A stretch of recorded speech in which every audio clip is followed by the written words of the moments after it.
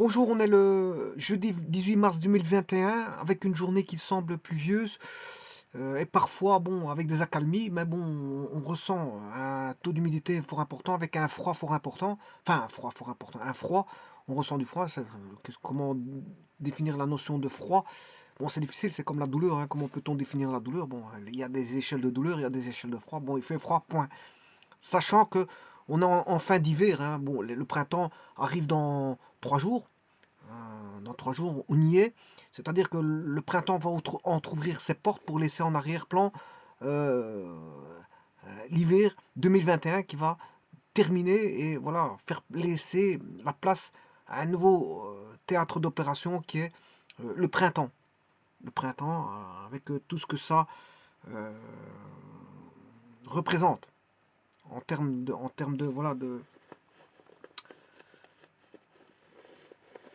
termes de représentation. En termes de représentation, comment peut-on s'imaginer le printemps? Voilà, on voit des fleurs apparaître, on voit un soleil qui commence à sortir. Mais ici, bon, c'est un peu la même chose, hein. Bon, il fait frais, il fait froid. Il y a des nuages de différentes nuances, blanc, gris, voilà. Mais en tout cas, c'est chargé aujourd'hui. Bon, hier, il faisait aussi pluvieux et avant-hier aussi. Donc, on a des journées ici qui sont pluvieuses.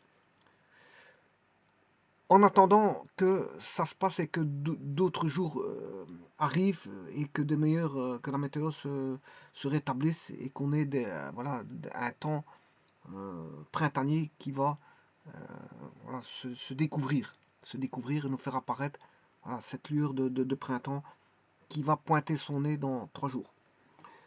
Ceci étant dit, je vous présente ici un circuit électrique ou électronique. Alors, je vous dis tout de suite ici, c'est un circuit électrique. Pourquoi un circuit électrique? Vous voyez que la force électromotrice est de 100 volts. Hein. Ce n'est pas une petite tension 100 volts. Hein. Voilà, donc ça, c'est un circuit électrique. Bon, mais c'est adapté à l'électronique. Si vous mettez 5-10 volts, vous aurez un circuit électronique, vous aurez des petits courants. Voilà, le petit courant, c'est le circuit électronique. Donc, si vous faites des calculs en électronique que vous trouvez un gros courant hors norme, c'est que vous êtes trompé. Vous êtes trompé, donc il faudrait revoir vos calculs. Parce que l'électronique, c'est des petits courants et l'électricité, c'est des gros courants. L'électricité, c'est des plus grandes tensions que l'électronique. L'électronique, c'est des plus petites tensions, 5, 10, 15 volts, voilà, ça c'est de l'électronique. Les 100 volts, c'est l'électricité. Donc ici, on a un circuit électrique, si vous voulez, qui se trouve à votre gauche, enfin à la gauche voilà, de la présentation ici. Voilà, ça c'est le circuit, et ça c'est les datas, c'est les données. Voilà. Donc d'un côté, on a un circuit euh, électrique et à notre droite, on a des données. Alors, le circuit, analysons le circuit, il est composé, si vous voulez, d'un condensateur. Un condensateur relié voilà, du point, on va mettre une couleur. Donc il y a un générateur de tension, de force électromotrice qui est continu, qui est relié entre le point A et le point B. J'ai un interrupteur relié entre le point B et le point C. J'ai une résistance R1 reliée entre C et D. Et entre A et E, enfin entre D et E, on a relié une résistance qu'on appelle R2 et un condensateur qu'on appelle C2. C2. Voilà. Donc l'interrupteur va permettre de mettre en service ou hors service le circuit. Il en faut toujours un dans un circuit électrique. Le générateur va ramener l'énergie électrique, la force électromotrice. Et donc, fatalement, quand on fermera l'interrupteur, on aura un courant de passage qui va passer au travers des résistances ici. Voilà, donc on a une force électromotrice engendrée par le générateur qui est ici considéré je veux dire non pas en très bonne santé, parce que c'est pour les êtres humains être très bonne santé, mais qui est on va dire en conforme. Conforme, il n'est pas en panne. Donc il n'y a aucune panne, aucune usure, il est idéal. Voilà, aucune usure, aucune panne, pas de résistance interne. Ce qui veut dire que s'il fournit une force électromotrice, c'est une force électromotrice idéale. Donc il n'y a pas de perte, il n'y a pas de chute de tension. Voilà, on a vraiment une constance du signal. Le 100 volts sera apporté comme ceci. on aura nos 100 volts qui vont pas diminuer parce qu'il n'y a pas de chute de tension, parce que je considère la force électromotrice idéale. Le générateur idéal. Voilà. J'ai 100 volts, voilà, constant. C'est une constante de 100 volts.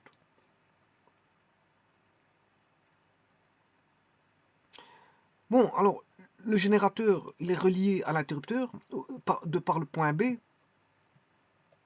mais le A est à la masse. Le A est à la masse. Alors, la masse, le symbole de masse, c'est ceci. À ne pas confondre avec le symbole de la Terre, qui est ceci. Ça, c'est une liaison à la Terre. Mais la masse peut être liée à la Terre, sans aucun problème. Hein. La masse peut être liée à la Terre. Je peux mettre la masse à la Terre. Voilà, ça, c'est pas un problème. Voilà. Bon, mais ici, bon, je ne veux pas parler de Terre, mais de masse. Donc, le symbole de la masse, c'est ça. Ensuite, après l'interrupteur, du point C au point D, on a une résistance que j'appelle R1. Résistance R1.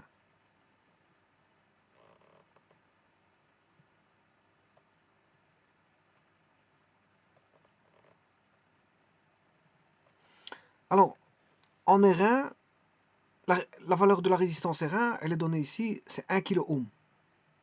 1 kg, c'est 1000. C'est 1000 ohms. Ensuite, du point D au point E, ben, il y a deux composants qui sont en parallèle, dans un circuit parallèle, qui est une résistance R2 avec le condensateur C2. Et bien sûr, vous aurez remarqué que bon, le E est relié aussi à la masse.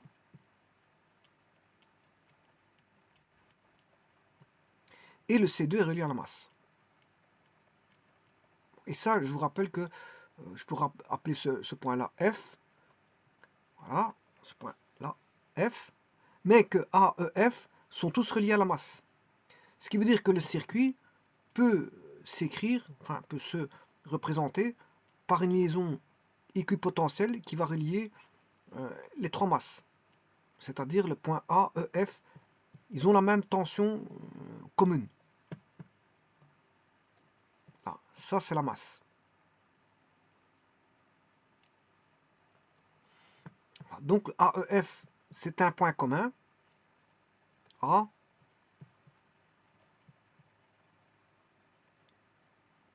E et F.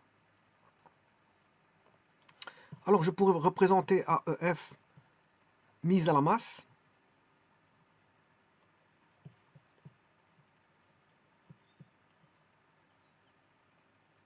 Comme ceci.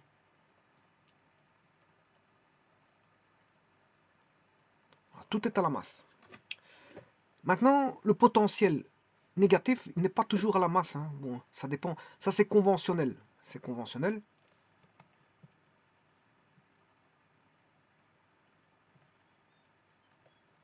Voilà. Certains mettront la masse comme ceci. Le plus à la masse. Voilà. Je peux mettre le plus à la masse. Voilà.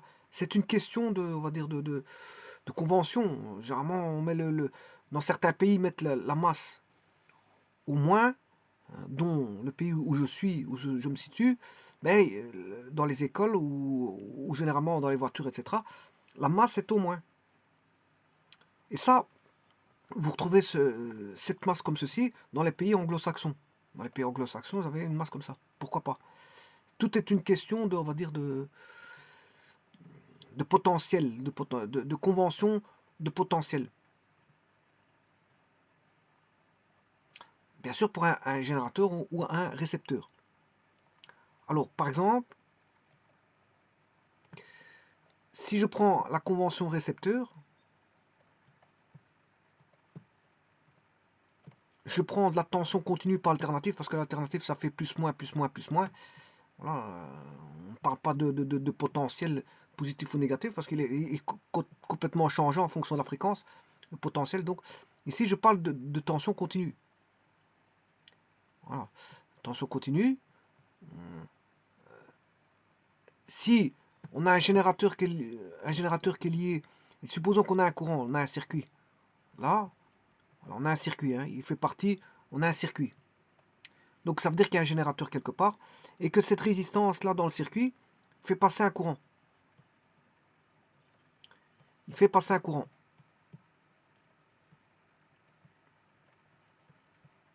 Voilà. Le sens conventionnel du courant, il va du potentiel positif au potentiel négatif. Voilà. Et là, vous avez un courant que j'appellerai I.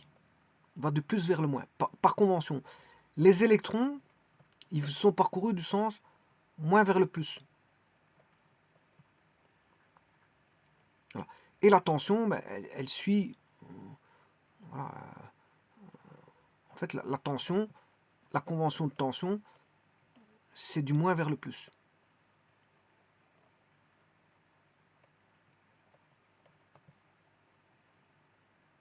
Bon, vous aurez pu mettre dans l'autre sens, hein, c'est pas un problème. Hein. Ça, c'est la convention générateur, récepteur, et la convention récepteur, plus, moins, le courant va aller du plus vers le moins dans le circuit. Voilà. Donc le courant va partir par là. Mais la convention générateur, c'est ceci. C'est toujours moins plus. C'est des conventions. Hein. Bon, c'est des conventions. On peut prendre des conventions contraires, mais voilà, c'est les conventions. Convention récepteur, convention générateur.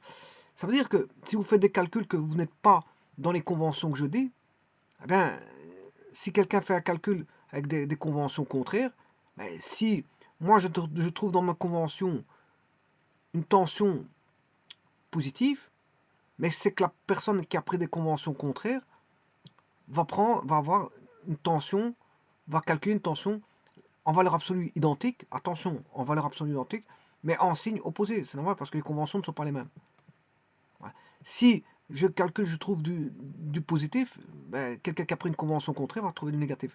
Si je trouve dans mes calculs du négatif, ben, s'il a pris une convention contraire, ben, il va retrouver du positif. C'est juste ça. Mais les valeurs absolues doivent être identiques. Hein. Le U, il est égal hein, pour l'un ou l'autre. Quelles que soient les conventions, c'est pas une question de valeur absolue, mais de signe. Ça peut se distinguer par rapport au signe. C'est juste que la convention a été prise, je veux dire, en sens contraire. Mais ça, c'est pas un problème. Et c'est pour ça que bon, la masse, que vous la preniez, par le générateur, vous preniez une masse négative ou positive, on s'en fout. C'est une histoire de convention. C'est une histoire de convention. Alors, qu'est-ce qu'on a ici? On a, bien sûr, un générateur avec un interrupteur. Donc il ne fournit pas de courant parce que tant que l'interrupteur n'est pas fermé, ben, il ne jouera pas son rôle de circuit alimenté par un courant. C'est un d'office. Voilà. Et maintenant, voyons voir. Donc les données, c'est quoi? C'est R1 est égal à 1 kilo ohm. 1 kilo ohm, c'est 1000 ohms. 1 kilo ohm, c'est 1000 ohms. Et la résistance R2, c'est 2 kilo ohms. Ce qui fait donc 10 fois 1000 ohms, ce qui fait 10 000 ohms. Donc on a une résistance R1 de 1000 ohms et une résistance R2 de 10 000 ohms. Donc qui est entre 1000 et 10 000, ben, elle est 10 fois plus grande. Une qui est 10 fois plus grande. Alors, le condensateur, attention au condensateur. Attention, parce que, rappelez-vous que j'ai fait dernièrement, pouvez aller, si vous consultez mes vidéos, j'ai fait une vidéo qui a concerné donc, un circuit RC à condensateur, si ce n'est que ce circuit-là, RC, bien sûr, c'est un circuit le plus basique qu'il puisse y avoir, c'est-à-dire que j'avais un générateur. C'est le plus basique, hein. Plus basique que ça, il n'y a pas. Moins, plus, un interrupteur, bien sûr, pour mettre en service ou hors service le circuit. Bon, si vous faites ça, voilà, c'est le plus basique. Là, qu'est-ce qui se passe? Vous fermez l'interrupteur, les charges vont arriver directement, instantanément. Le plus va aller sur la polarité, enfin sur la lame conductrice que voici, voilà, elle va se charger positivement. Alors, rappelez-vous qu'il y a un isolant dans le condensateur, donc il n'y a pas de courant qui passe, je vous le dis tout de suite, hein. N'allez pas entrevoir qu'il y a un courant qui passe. Voilà, c'est une espèce de courant qui passerait la vue de... C'est comme si on pouvait apercevoir un courant qui passe, mais il n'y a pas de courant qui passe parce qu'il y a voilà, un isolant. Le courant ne serait pas passé dans un isolant, à moins que le condensateur soit claqué. Donc ici, qu'est-ce qui va se passer? Ben, on aura des charges positives qui vont s'accumuler sur la lamelle du dessus et sur la lamelle du bas. Mais on aura le négatif provenant de la masse. Voilà, la masse va attirer le négatif et on aura des charges négatives. Et de ce fait-là, on aura un chargement, enfin, on aura des charges positives dans une lamelle et des charges négatives dans une lamelle. Et entre les deux, on aura ce qu'on appelle une différence de potentiel qui est la force électromotrice UC, voilà, qui va se charger directement. Donc, c'est-à-dire si vous mettez 20 volts, instantanément, le condensateur vaudra 20 volts. Vous appliquez en direct le potentiel, si vous voulez, du générateur, hein. Vous mettez le potentiel du générateur. Donc, vous n'avez même pas calculé dans combien de temps vous aurez la tension sur le condensateur. Il sera directement chargé. Attention que le condensateur doit pouvoir supporter cette tension. Donc, il y a une tension nominale de service du condensateur. V condensateur doit être plus petit ou égal à la tension du générateur. Parce que si vous êtes trop haut en, au niveau, bon, c'est pas que ça va pas, si ça dépasse de 1 ou 2 volts, c'est pas grave, hein. Bon, il y a toujours une tolérance, hein. Je vous l'ai toujours dit, ça claquera pas parce qu'il est marqué que c'est un condensateur à 100 volts, 100, voilà, à 120 volts, que vous utilisez peut-être 5 volts, il va peut-être pas claquer pour 5 volts, mais en tout cas, il va se fatiguer si vous l'utilisez longtemps. Voilà, il risque de, voilà, de perte, voilà, sa durée de vie va diminuer. Sa durée de vie va diminuer parce qu'il va s'user. Il va beaucoup s'user, il va s'user plus. Il travaille à une tension qui n'est pas sa tension nominale. Donc si vous la dépassez une certaine tolérance, bon, il va se fatiguer, on va dire. Voilà, donc un condensateur comme ceci, directement mis sous la force électromotrice, mais il va prendre voilà, toute la tension du générateur en instantané. Donc il n'y a pas de délai. Mais dès le moment où vous mettez un condensateur avec une résistance, là, le circuit change. La nature du circuit n'est pas la même. Bon, je vais remettre la masse qui est ici, le moins, le plus, l'interrupteur. Quand vous fermez l'interrupteur, qu'est-ce qui se passe? Si vous mettez une résistance, voilà, là, qu'est-ce qui se passe? Ben, vous avez un circuit qu'on appelle RC, oui, un circuit RC, bien sûr en continu, c'est-à-dire que les charges vont s'accumuler ici, vous apportez des charges là, vous aurez des charges positives par le dessus, au travers de la résistance, et vous allez avoir accumulation de charges négatives au travers de la résistance, voilà, et on aura une tension UC au bord du condensateur. Mais cette fois-ci, contrairement au montage que je viens de mettre sans résistance, là, il va y avoir ce qu'on appelle une constante de temps qui va apparaître qui est égale à R fois C. R fois C. Alors, on a la résistance ici, condensateur. C'est-à-dire que là, on va avoir une loi qui va exponentielle, qui est la tension bande du condensateur, qui sera bien sûr dépendant du temps.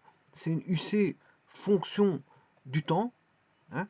Et cette fonction du temps, ben, c'est UC fonction du temps, est une exponentielle qui dépendra bien sûr de la force électromotrice du générateur, E fois 1 moins E, une exponentielle, voilà, moins t, le temps il est là, moins t sur taux, et taux étant la constante de temps, taux étant la constante de temps, qui vaut RC.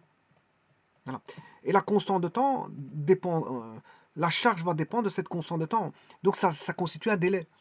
Il va y avoir un délai. Alors délai court ou long suivant la valeur de RC. Alors si le délai il est court, RC est petit, ça va vite se charger. Voilà. Sinon, si le délai il est long, il va faire ça pour se charger. Il va se charger beaucoup plus longtemps. Alors, justement, j'attire votre attention sur le RC. Alors, s'il est très petit, hein, s'il est très petit, vous allez avoir des microsecondes, mais ça va être difficile d'aller lire dans un graphique les microsecondes, hein. Si en quelques microsecondes il se charge, bon, vous ne saurez pas lire parce qu'il va ressembler à la tension de la force électromotrice, hein. Il va être vraiment, c'est ce que j'ai fait comme exercice précédent. c'est que j'ai remarqué que voilà, la constante de temps était tellement petite que bon, c'était difficile d'aller voir parce que j'ai dû trouver des astuces pour décrocher, pour pouvoir décrocher cette fonction-là. Voilà, et comment mettre des astuces, c'est de mettre des millimètres. À la place de mettre un temps, vous mettez des millimètres. Donc vous descendez l'axe d'un millième et vous chipotez pour avoir voilà, un axe voilà, beaucoup plus grand que... là j'ai mis des kilomètres et j'ai mis des millimètres pour voilà, pour l'axe des Y qui est la tension en fonction tension au bord du condensateur en fonction du temps, j'ai mis des kilomètres. Donc j'ai dû chipoter pour me rendre compte, d'ailleurs, aller voir la vidéo, pour aller voir ce qui se passait. C'était pas évident de voir ce qui se passait. Tellement la courbe, tout RC était tellement collé contre voilà, contre l'axe des Y, donc contre l'axe des potentiels. Voilà, il était tellement collé qu'on ne savait pas l'extirper pour voir qu'est-ce qui se passait. Tellement la constante de temps était rapide, il y avait un chargement rapide, comme si on avait, voilà, comme si on n'avait pas eu de condensateur, de résistance en fait. Comme si on n'avait pas eu de résistance. Donc ça veut dire que la résistance ne jouait pas un grand effet parce que, enfin, il y avait un retard, mais très petit. Alors pourquoi on avait un petit retard? Mais c'est parce que le condensateur est en microsecondes, ouais, en nanosecondes. Alors quand vous mettez des kilo ohms, 1 kilo, ça si je mets des kilo ohms pour la résistance, je mets des kilos avec un condensateur qui est on va dire en nanofarad, ça fait 10-9. Ben, la constante de temps, c'est kilo, c'est 10,3. 10,3 fois 10-9, ben, la constante de temps, imaginez-vous combien elle vaut, hein, 10-8. Hein. Bon, c'est très petit, très petit. Allez voir ça dans un graphique, vous ne verrez rien. Hein. Rien, vous avez beau dessiner un graphique, c'est bien les simulations, tout ce que vous voulez, mais ne rien voir, c'est bon, c'est embêtant. Hein. Bon, alors pourquoi on ne voit pas? Parce que c'est le problème du zoom. Hein. Faut pouvoir faire des grands zooms. Mais le problème dans les zooms, c'est que oui, vous faites un zoom, Mais le problème, si vous faites un zoom en X, il y a le zoom en Y aussi qui va se faire. Hein. Le problème, il est là. Le problème, il est là. Donc, c'est de trouver des astuces pour avoir un zoom en X, mais pas en Y. Voilà. C'est de faire un zoom en X, mais pas en Y. Voilà. Donc, ce qui veut dire que quand vous regardez les données de départ, regardez quand même déjà ce qui doit vous attirer l'attention, c'est ceci. Hein. Là, on a des kilo-ohms, et là, on a des microfarads. Bon, c'est du 10-6 et du 10-3. Bon, ça on peut obtenir des millis. Là, on aura une histoire de millisecondes. Voilà, c'est pas comme la dernière calcul que j'avais fait, c'était en microsecondes. Hein. Il se chargeait, voilà. Alors vous allez me dire quand est-ce qu'il va se charger? Justement, l'astuce elle est là, c'est en fonction de la constante de temps. Voilà. Donc on a une constante de temps ici RC, et on estime que bon, si vous prenez 100%, là on a 100%, donc je mets la tension d'alimentation, voilà. Ça c'est l'alimentation, la force électromotrice E. La force électromotrice, E, est à 100%. Donc par exemple, si vous avez 200 volts, ben, 200 volts constituent les 100%. Je le mets en pourcent. Voilà. Si vous avez 200 volts, si vous avez 20 volts de force électromotrice, mais les 20 volts constituent les 100%. Donc E égale, je vais parler en pourcent, voilà, c'est 100. C'est 100% d'attention. Alors, dès le moment où vous mettez le circuit en marche, c'est-à-dire vous fermez l'interrupteur, ben, là vous avez une charge du condensateur. Voilà. Et ça, il va avoir la loi là, parce que justement, il y a une résistance dans le circuit RC. Alors, je vous ai dit que la constante de temps, hein, voilà, c'est tau. Tau, c'est R fois C. R fois C. Alors, comme je vous disais, le taux, il était très petit dans le dernier exercice, il était en microsecondes. Microsecondes, donc on voit rien, il est collé. Il est vraiment collé. Là, il est collé comme ceci, voilà, il fait ça. Microsecondes. Alors cet exercice-ci, le temps, il est en millisecondes. Bon, c'est déjà moins petit que... C'est déjà un peu plus grand que les microsecondes, mais malgré tout, c'est un millième de seconde. Hein. Donc, un taux, enfin, le taux, il sera en millisecondes. Vous allez le voir, en millisecondes. On le voit tout de suite avec les unités. Bon, c'est déjà mieux, mais malgré tout, ça ne se charge pas comme des microsecondes très très rapidement, mais en millièmes de seconde. Donc, l'exercice que je vous avais fait précédemment, c'était, il se chargeait en millionième de seconde. En millionième de seconde. Bon, c'est de l'électronique, c'est normal, hein. L'électronique permet de faire ça. C'est pour ça qu'on utilise l'électronique, c'est pour bon, la rapidité des signaux, hein. Sinon on n'utiliserait pas l'électronique, hein. Et s'il n'y aurait pas l'électronique, il n'y aurait pas l'informatique, on n'aurait pas voilà, l'établissement voilà, de connexions informatiques avec des signaux qui sont hyper rapides. Tout est hyper rapide parce que l'électronique permet, va à la vitesse de la lumière. Donc, voilà, et on permet d'avoir des fonctions qui permettent d'avoir des microsecondes et des millisecondes. C'est des temps très petits, donc on sait diviser le temps. On sait le diviser le temps. Avoir une seconde, bon, pour l'être humain, c'est possible, hein. Bon, je fais un clap, voilà, un clap avec mes mains, je l'ai fait en une seconde, mais avoir un clap en un millième de seconde ou un millionième de seconde, bon, c'est impossible, c'est l'électronique qui fait ça. Voilà, c'est pour ça qu'on utilise l'électronique. Pour justement gérer des temps très très très très petits, au millionième ou au millisecondes, etc. Bon, ceci étant dit, comment voir la chose dans le chargement quand on a un taux, eh bien, il est chargé à 63%. Je peux démontrer ça, hein, ça se démontre. Bon, ce qui veut dire que la base, c'est un taux, 2 taux, 3 taux, 4, et on dira qu'il est un condensateur est chargé après 5 taux. On estime que après 5 taux, il est chargé. Bien sûr, c'est une loi exponentielle, hein, c'est-à-dire que là, on a une asymptote horizontale.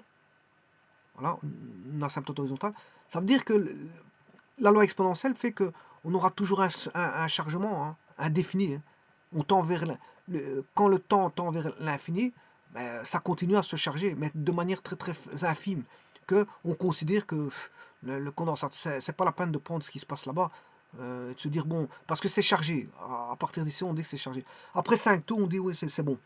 C'est bon, il n'y a pas besoin de charger jusqu'à la fin parce qu'on ne saura pas. Charger un condensateur jusqu'à sa fin, c'est pas possible parce que c'est une loi exponentielle avec voilà, une asymptote horizontale, donc c'est pas possible.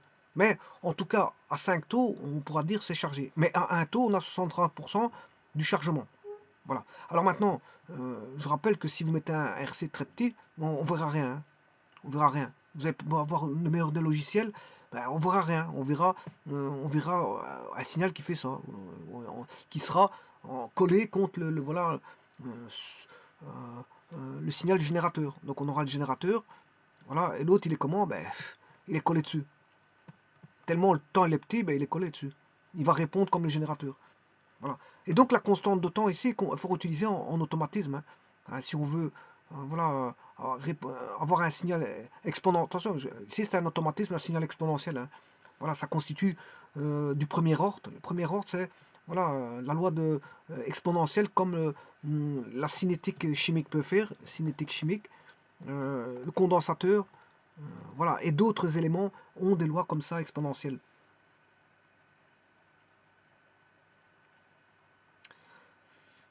Voilà, donc maintenant je peux commencer mes calculs, sachant tout cela.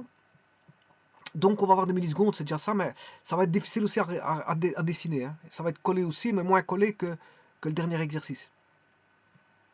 Alors, le générateur, il fait 100 volts. Voilà. Et bien sûr, on a, ça ce sont les données. Ce sont les données. Et on demande, bien sûr, la question, c'est quand est-ce qu'on aura 60 volts, 60 volts. Quand est-ce qu'on aura 60 volts? Attention que la question là, elle est un petit peu... faut y réfléchir un tout petit peu, hein. Bon. C'est-à-dire que le UC sera dépendant du temps. Le UC sera dépendant. Voilà, ici, je vais vous montrer un truc très important ici. Parce que il faudra réfléchir d'une certaine façon, hein. Il faudra réfléchir d'une certaine façon. Et c'est le circuit qui va imposer de réfléchir d'une certaine façon. Donc, méfiez-vous de ce que vous avez en face de vous, hein. Méfiez-vous de ce que vous avez ici en face de vous. Parce que là, je vais mettre 100 volts. Mais méfiez-vous. Voilà, ça demande de la méfiance. C'est pas parce que vous voyez 100 volts qu'il faut calculer avec 100 volts.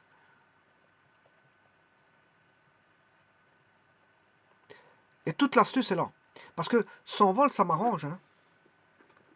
Ça, 100 volts, c'est terrible hein, comme tension, c'est magnifique. Hein. Tout comme 10 volts. Donc des multiples de 10, c'est très bien. On voit trop vite les choses. Hein. Je vais vous montrer pourquoi. Ben, 100 volts, c'est 100%. Donc, 63%, ce sera 63 volts. Donc, on verra tout de suite le 1 taux. On saura tout de suite où on est. Voilà. Mais maintenant, si vous mettez 200 volts, 130% de 200 volts, c'est plus... voilà, c'est plus la même chose. Hein. Voilà. Si vous mettez 200 volts, je prends 63% de 200 volts, il faut que je trouve ma machine, voilà. Si je prends 200 volts, fois 63 divisé par 100, 126 volts. Ouais, c'est déjà moins, ça apparaît moins les 63%. Hein. Donc il faut que j'arrive à, si j'avais eu 200, c'est moins parlant, on va dire c'est moins parlant. Si j'ai 200 volts ici, voilà, 63% c'est 126 volts, c'est déjà moins parlant. Hein. On va pas se dire, ouais bon, 126 volts c'est un taux. Mais par contre sur 100 volts, si vous avez 63 volts, c'est un taux. Si vous avez 70 volts, vous êtes entre 1 et 2 taux. Donc vous avez dépassé un taux. Vous avez dépassé une fois la constante de temps. 70 volts, vous êtes au-dessus de la constante de temps. Mais si vous êtes sur 200 volts, si je vous dis 113 volts, je ne sais pas si vous êtes en dessous d'un taux ou au-dessus d'un taux. Bon, c'est déjà moins. Ça paraît moins. C'est pour ça que je vous dis que des multiples de 10, c'est magnifique. Hein. 10, 100 000, vous pouvez mettre ça sous forme de, voilà, de pourcents. C'est magnifique. Là, on voit tout de suite on est au-dessus d'un taux ou, voilà, ou pas. Voilà.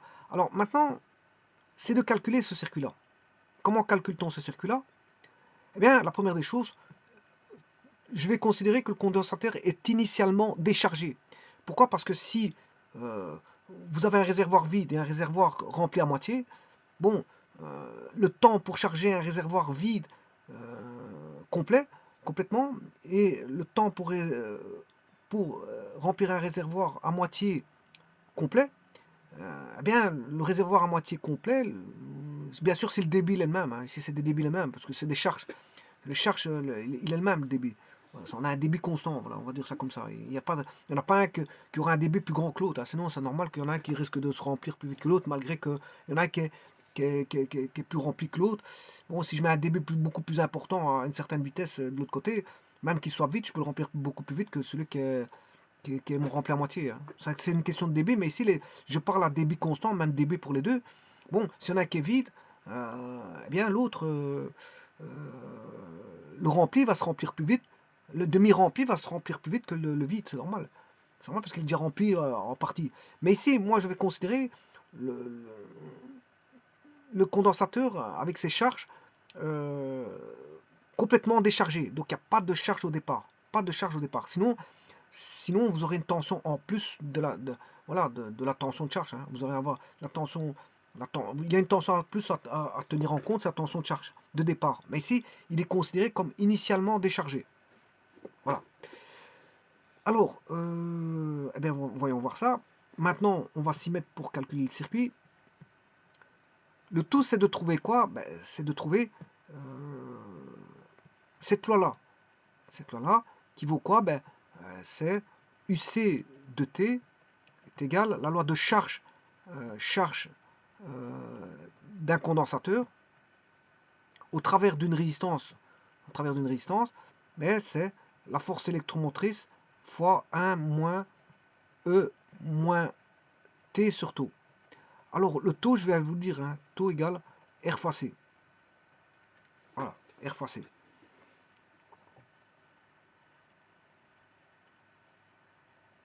Bon, mais attention, je vous ai dit au départ, attention à ceci. Attention. Faites très attention. C'est trompeur. Surtout si comment vous allez aborder l'étude du circuit. Et comment je vais aborder l'étude du circuit? Justement, au départ, le circuit est ouvert, rien ne se passe. Le condensateur est initialement déchargé. Et bien sûr, si vous fermez le circuit, bon, il y a un courant de passage qui va traverser R1, R2 pour retourner au générateur. Bon, ça c'est au niveau du courant au travers des résistances. Oui, mais il n'y a pas que ça. il y a aussi, dans le courant va apporter des charges. Voilà. Plus ici. Voilà. Mais là, il va y avoir des charges négatives qui vont venir là. Alors, je vous rappelle qu'il n'y a pas de courant là, hein, parce je vous rappelle qu'il y a un isolant. L'isolant ne laisse pas passer le courant. N'oubliez pas, il n'y a pas de courant. Bien qu'on dise Q est égal à I fois T, hein, quand vous dites Q est égal à I fois T, I, voilà, c'est une vue du courant. Voilà, comme il y a des électrons qui circulent, parce que, hein, voilà, euh, ce sont des charges qui apparaissent, donc des électrons qui passent. Mais c'est comme si on avait un courant qui passe. C'est un certain 1 ampère, 1 ampère sur une seconde, mais ça fait un coulomb. C'est ce qui est passé. Qu'est-ce qui est passé? C'est un coulomb. Un coulomb, c'est 6,241 fois 10 exposant 18 électrons. Voilà. C'est ce qui est passé si vous faites passer un ampère sur une seconde. Voilà. Un ampère sur une seconde, vous aurez un coulomb. Mais en vérité, il n'y a pas de courant qui est passé. C'est juste des charges qui ont circulé, oui, mais qui se sont arrêtées aux lamelles conductrices. Au moment où ils ont vu l'isolant, ils ont commencé à s'accumuler. C'est comme si vous aviez, voilà, on va dire une circulation de voiture, et qu'à un moment donné, la circulation de voiture est barrée par on va dire, comment est-ce qu'on appelle ça, un barrage, et que toutes les voitures s'accumulent. Et plus les voitures arrivent, plus les voitures arrivent, et plus le barrage est fermé, et plus vous aurez des voitures voilà, qui vont s'accumuler. C'est ça l'astuce de ça, c'est ça. Et maintenant, si vous avez de l'autre côté, c'est la même chose. À place d'avoir des charges positives d'un côté, vous aurez des charges négatives. Donc il n'y a pas de courant qui passe. Le courant ne passera qu'au travers des résistances. Et les charges passeront pour s'accumuler sur la lamelle de C2, la lamelle supérieure de C2, mais les charges négatives vont s'accumuler sur la lamelle de C2, sur la lamelle inférieure. Donc il n'y a pas de courant qui passe. Mais c'est comme si on avait vu un courant qui passait. Hein. Le fait d'avoir des électrons qui passent, c'est comme s'il y avait un courant qui était passé. Mais il n'est pas passé, parce qu'il y a un isolant. Voilà. Et alors, quand vous avez des charges positives d'un côté et des charges négatives qui vont s'accumuler, vous allez avoir ce qu'on appelle l'apparition d'une différence de potentiel U. Voilà, ce U-là. Et c'est ce U-là qu'on demande. Ce U va s'accumuler au fur et à mesure. Il va s'accumuler. Voilà. Il s'accumule. Tant que vous apportez du courant, il s'accumule. C'est-à-dire, quand vous apportez du courant, ça veut dire que le générateur est en fonctionnement. Hein. Tant que le générateur est en fonctionnement, parce que si vous arrêtez le générateur ici, boum, il y a tout qui retombe. Hein. Voilà, ça va retomber comme ceci. Hein. Voilà, et s'il y a une résistance en décharge, ben, elle va se décharger au travers d'une constante de temps. Voilà, c'est une résistance en décharge. Voilà.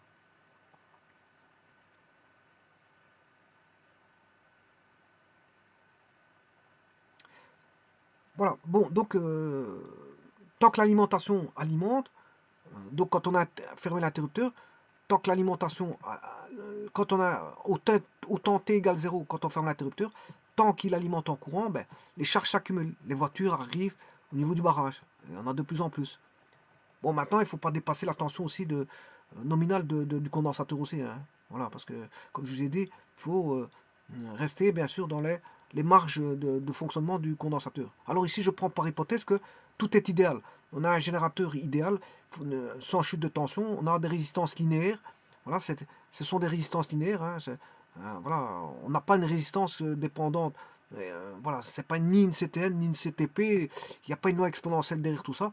Les résistances ici sont linéaires. La seule loi qui n'est pas linéaire, mais c'est la loi exponentielle qui est une exponentielle du condensateur. Donc là, la seule loi qui n'est pas linéaire, c'est celle-ci ici. Là, on a une loi linéaire. Là, on a une loi linéaire parce qu'on a R2. Là, on a R1, ce sera linéaire. Et là, on a voilà, un générateur linéaire. Donc, on a tous des générateurs. Lui, il fournit une droite. Une droite, là, on aura une droite sur sa résistance, la résistance R1, une droite sur la résistance R2, mais on aura une exponentielle sur le condensateur. Le seul élément qui n'est pas linéaire ici, c'est le condensateur.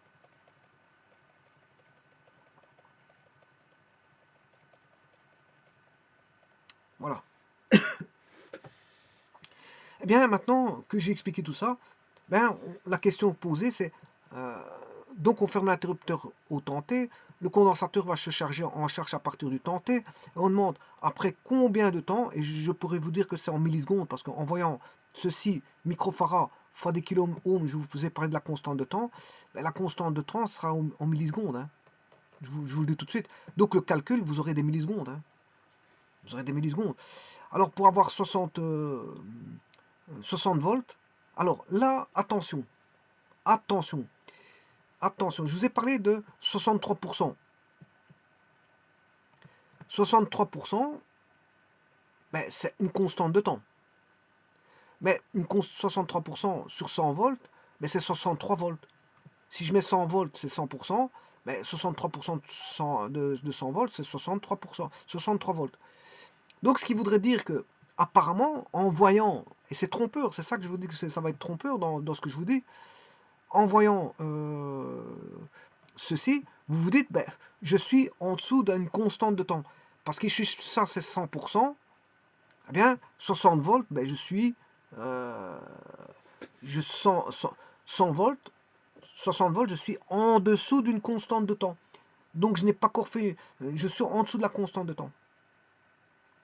Donc je serai en dessous d'une constante de temps. Eh bien, vous allez voir que c'est trompeur, ça. Vous allez voir tout de suite. Alors, comment aborder un tel circuit? Mais justement, on aborde un circuit comme celui-là par ce qu'on appelle la recherche d'un générateur de Thévenin. Et le générateur de Thévenin va modifier cette force électromotrice de 100 volts. Donc vous voyez que la base ne sera pas de 100 volts, mais par rapport au générateur de force électromotrice de Thévenin. Attention à ça. Attention, c'est ça que je vous disais, méfiez-vous du générateur que vous voyez en face de vous. Parce que le calcul va faire en sorte on va avoir un générateur de Thévenin pour résoudre ce type de circuit. C'est le circuit qui est comme ça. C'est le circuit. Il faut passer par un générateur de Thévenin. Alors, comment ça va pour le générateur de Thévenin? Je vais considérer, bien sûr, que dans ce circuit-là, le circuit, ben, vous l'avez en face de vous. Il est là, le circuit. Mais que la charge que je vais considérer, voilà, la charge est là. C'est le condensateur qui va constituer la charge du circuit que vous avez en face de vous. Je considère que c'est lui qui est la charge. Comme ça, je vais calculer un circuit équivalent et je pourrai calculer voilà, la loi de charge sur un condensateur fourni par un générateur, bien sûr ici de Thévenin, et par une seule résistance qui est un groupement des deux résistances R1 et R2. Voilà. Alors, comment va-t-on faire ça? Le calcul, bon, tout est simple, hein. Bon, une fois que j'ai compris ce que je viens de vous dire, tout va devenir simple. Voilà. Bon, ça, qu'est-ce que c'est? Tout d'abord, je vais calculer le générateur de Thévenin.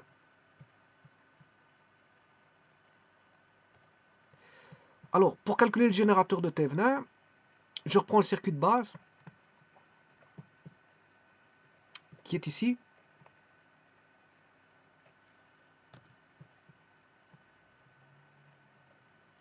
Voilà. Et qu'est-ce que je vais faire? Ben, il faut déconnecter, si vous voulez, la charge. Je vous ai dit que la charge, c'était le condensateur. Voilà, je déconnecte la charge.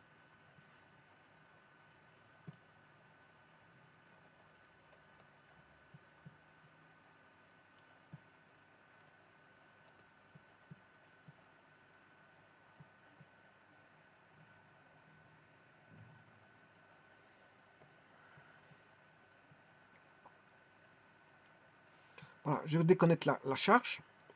J'ai ma force électromotrice ici. J'ai une résistance R1. Oui, mais ce n'est plus la même force électromotrice que tout à l'heure. Puisque justement, ça va être un générateur de Thévenin.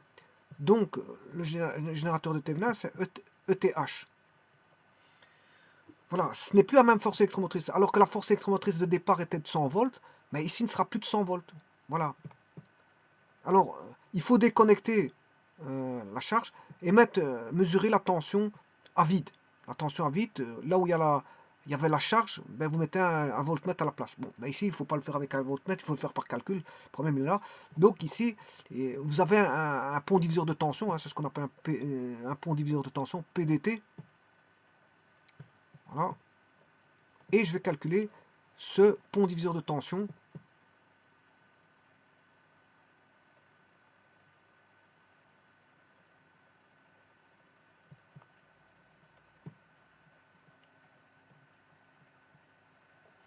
Voilà, je vais calculer ce pont diviseur de tension.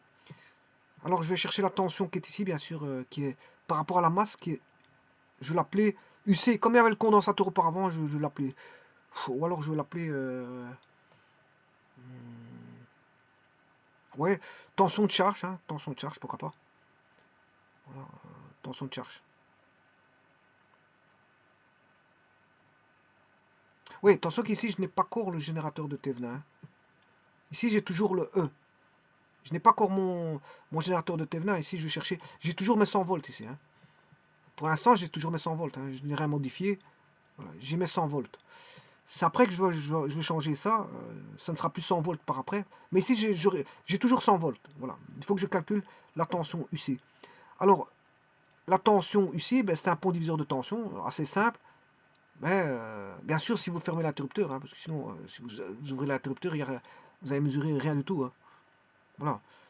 Donc, le pont diviseur de tension, ben, c'est R2. C'est une fraction de, de la tension de départ. Voilà. Fois le E. Le E étant de 100 volts. Voilà. C'est R2 sur R1, R1 plus R2. R1 plus R2. Voilà. C'est une fraction de la tension de départ. Voilà. Je vous rappelle que R1 plus R2, c'est la tension totale, hein. Enfin, c'est la résistance totale. Je m'excuse, la résistance totale. C'est la résistance totale. Donc, vous allez avoir la résistance R2 divisée par R1 plus R2, qui est la résistance totale. C'est R2, c'est sur la résistance totale. Et là, vous allez mesurer UC. UC, bien sûr, en multipliant par E, hein. Voilà. Et en faisant ça, vous venez de trouver le générateur de Thévenin, combien il vaut. Il vaut cette valeur-là. Et ça, le UC, c'est E Thévenin. Ce UC que vous venez de calculer, ben c'est le nouveau générateur de Thévenin. Il ne fera plus 100 volts, le générateur, mais il fera la valeur là que vous avez là, c'est-à-dire ceci. Voilà, ça c'est le générateur de Thévenin, il faut ça. Bon, ben, donc on cherche un générateur de Thévenin, il faut calculer la résistance. La force électromotrice, c'est la résistance, hein. Maintenant, je calcule la résistance.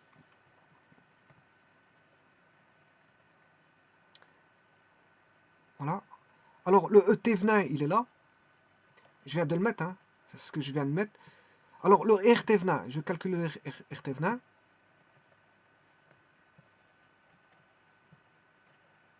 La résistance de Thévenin, ben, il faut court-circuiter la source de départ.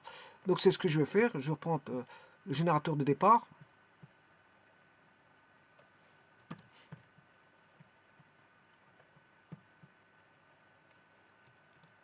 Voilà.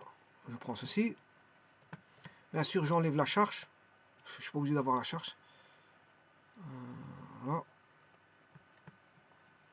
Je court-circuite le générateur. Le ou les générateurs, ici, on n'a qu'un seul. Bien sûr, l'interrupteur étant fermé.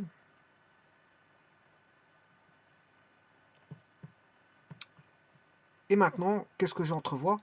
Ben, je vois une résistance R1. R2 est relié à la masse. Voilà, R2 est relié à la masse. Ensuite, R2 est relié à R1.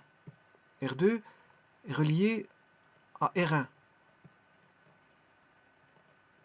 Et R1 est relié à la masse. R1 est relié à la masse. Donc vous avez si je relie les masses entre elles, on a un circuit parallèle. Donc on a R1 en parallèle avec R2. Donc, et ça vous connaissez, les résistances parallèles, c'est R1, la résistance équivalente vaudra R1 fois R2 sur la somme des résistances. C'est le produit des résistances sur la somme des résistances. R1 plus R2. Ce qui veut dire que là, on a trouvé le générateur équivalent de Thévenin qui aura une force électromotrice E de Thévenin avec la résistance de Thévenin, bien sûr, qui va se mettre sur la charge. qui va se mettre sur la charge. Et la charge, ben, c'est le condensateur. Hein. La charge, c'est le condensateur. Voilà. Donc là, on a RT venin et on a ET venin. Voilà. C'est tout ce que je fais. Je fais rien de plus. Bon, ben, je fais ça. Bon, ça, c'est recherche de ET venin. Voilà. Et là, voilà, c'est ce que j'ai fait ici. Et là, maintenant, j'ai ET venin, voilà, qui vaut ER2 sur R1 plus R2, et le RT venin, voilà, qui est... voilà, et le condensateur, oui, ici, il se met en parallèle, hein, pas, je me suis trompé. Il se met en parallèle sur...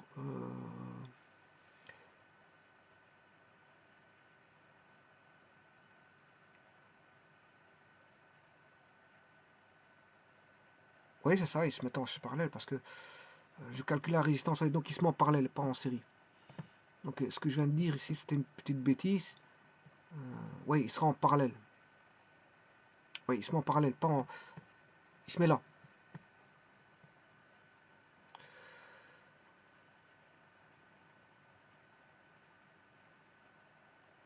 Vous avez donc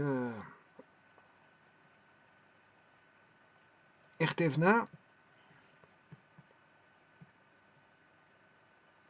On a R de T venin ici. Voilà, RT venin. Et bien sûr, vous avez la charge que je peux venir accorder ici. Et la charge, c'est le condensateur. Condensateur C2. Voilà. Et là, bien sûr, c'est la masse. Hein. Je peux remettre tout à la masse. Hop, à la masse. À la masse. Alors, à ce moment, il faut que j'enlève ceci. Ceci, bon, ça ne change rien. Bon, donc, ce qui veut dire que vous avez le schéma que je vous ai montré. Voici le schéma. L'interrupteur étant fermé, il y a un courant de passage qui va aller là. Mais bien sûr, des charges qui vont charger le condensateur. Et on va avoir une loi exponentielle, bien sûr, qui va être comme ceci, avec une constante de temps qui vaudra RT venin fois C2. Voilà, ça c'est la constante de temps. Et la force électromotrice n'est plus celle de 100 volts, n'est plus celle de 100 volts. Voilà, ça a changé, le circuit a changé. On n'a plus deux résistances, mais une résistance. On n'a plus un générateur de 100 volts, mais un générateur avec une force électromotrice de T venin, voilà, qu'il faut calculer. Et bien sûr, on n'a plus de R1, R2, on n'a plus qu'une seule résistance, qui est la résistance de T venin.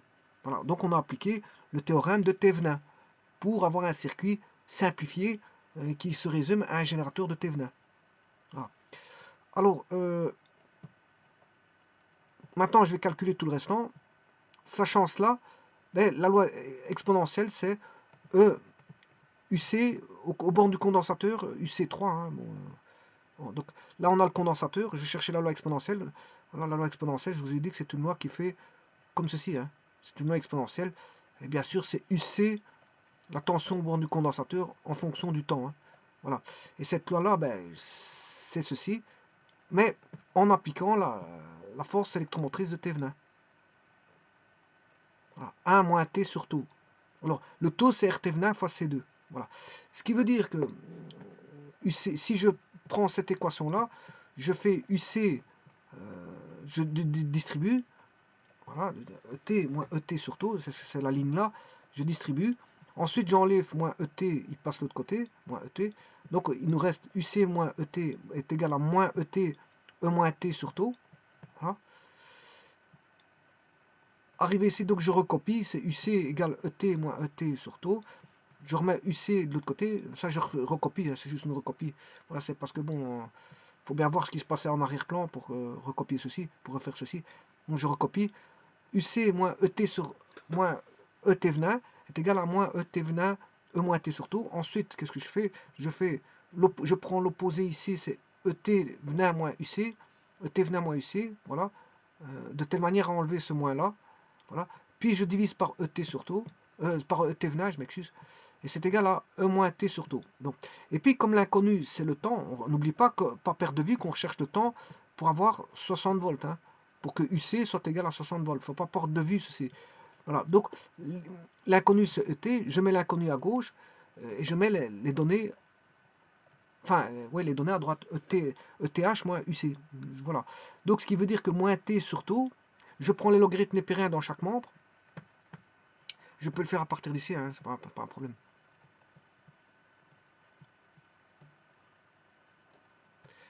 Voilà, je vais effacer ceci. C'est une équation généralisée. Hein. E moins T sur taux est égal à E T venin moins UC sur E T venin. Ce qui veut dire, si je prends le logarithme dans chaque membre, ln de E moins T sur taux est égal au logarithme de E T venin moins UC sur ETH. Alors, je rappelle ici quelque chose de fondamental, c'est que ETH est beaucoup plus grand que UC. Hein. On ne saurait pas avoir une force électromotrice, enfin une tension au bord d'un condensateur qui soit plus grande que la, sauf si elle était préalablement chargée. Quoique ça, là, on peut encore discuter. Hein. On peut encore discuter de ça. Bon, mais là, de toute façon, elle est préalablement déchargée. Donc ETH est beaucoup plus grand que UC. Donc ETH moins UC, ben, voilà, si je fais le rapport ici, qu'est-ce qui est plus grand? Ben, c'est le dénominateur, parce que là, je fais ETH moins quelque chose sur ETH. Donc, ce qui veut dire que j'aurai un rapport qui sera une fraction, par exemple ln de 1 septième. Par exemple, hein, ce qui veut dire que le ln de 1 septième, il est négatif. Hein. Ça, c'est une valeur négative, parce que le logarithme népérien, si vous regardez sa fonction, elle fait ça. Donc, elle est négative ici, et positive par là. Voilà. Donc, ce qui veut dire, attention à ça, on va résoudre ce problème-là dans un instant.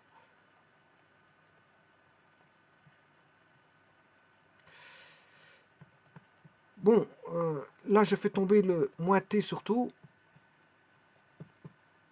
Moins t sur taux ln de e. Mais ln de e, ça fait 1. Ah, ça, c'est les produits d'exponents. Enfin, c'est les formules exponentielles. ln de eq fait q ln de e. Hein. Q ln de e. Mais ln de e, ça fait 1. Et une fois q, ça fait q. Voilà, c'est juste ça que j'ai écrit. Bon, ln de e, ça fait 1, comme je vous l'ai dit. Donc ça, je peux effacer. Voilà, donc j'ai moins t sur taux. Voilà, l'inconnu apparaît presque. Voilà, moins t sur taux est égal à ln de... Donc on a un logarithme népérien ici. On a un logarithme népérien qui apparaît. Voilà, on a un logarithme népérien qui apparaît d'office. Donc, dès le moment où vous avez des équations exponentielles, apparaît dans leur résolution des logarithmes népériens. Ça, c'est normal parce qu'on va chercher la fonction réciproque pour la résoudre. C'est comme ça qu'on résout une équation, c'est par les réciproques. Donc, fatalement, si vous avez une exponentielle quelque part, bon, si vous devez résoudre ça, ben, vous allez vous retrouver avec voilà, des logarithmes népériens. Bon, alors ici, je vous ai dit que c'était négatif. Négatif. Alors, justement, j'ai un moins ici. Alors, comment on fera disparaître ce négatif? Ben, le moins là, je le fais passer de l'autre côté. Moins ln de ETH moins UC sur ETH. Voilà. Et celui-là, ce moins-là, va devenir un exposant. Je le fais rentrer dans le logarithme népérien. Ce moins. Voilà, ce moins-là, je le fais rentrer. Bien sûr, il n'y a plus de moins ici. Hein, parce qu'il est passé, ce moins-là, il est passé là. Voilà. Et ce moins-là, je refais repasser là. Donc exposant moins 1. Comme ça, je n'ai plus de moins. Donc, ce qui veut dire que j'aurai t sur taux vaut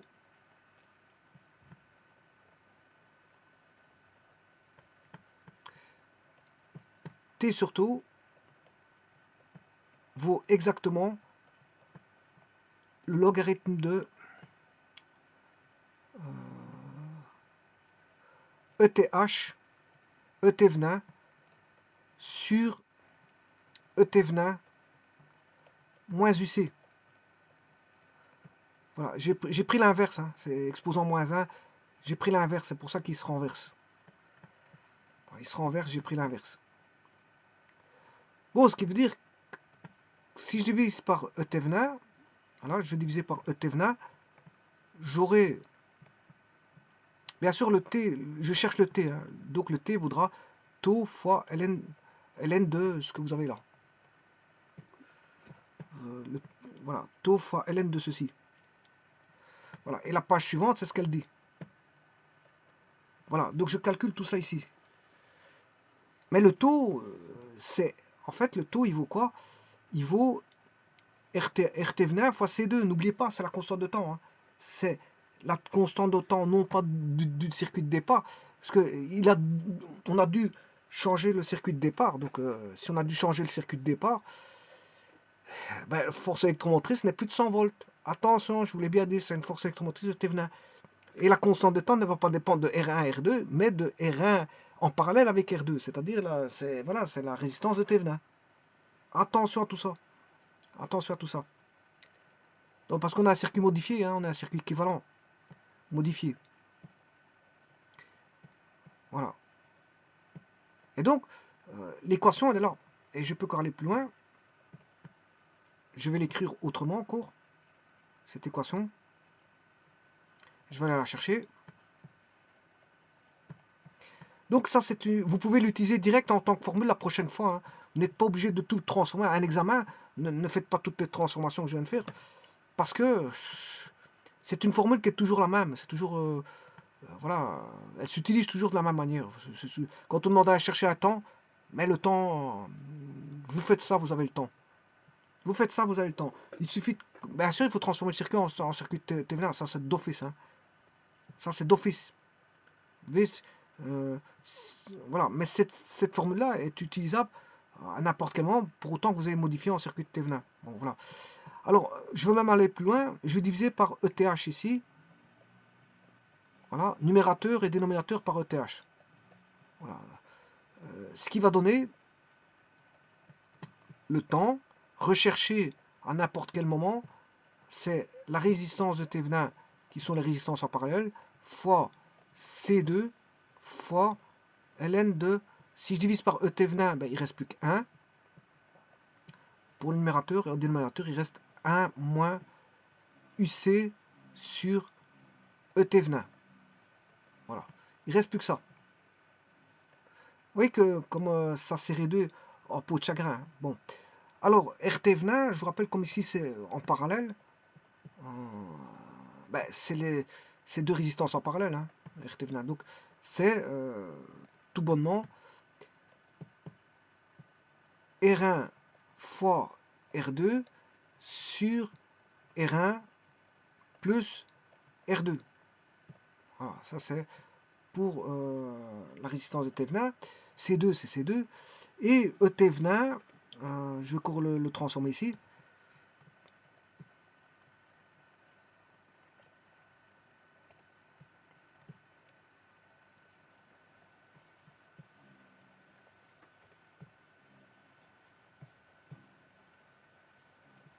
Voilà, je vais écrire ceci là.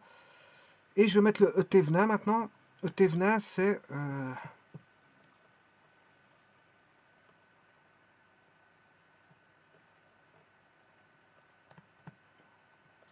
rappelez-vous, c'était voilà, une fraction de la tension de départ. Donc c'était la tension de départ fois R2 sur R1 plus R2.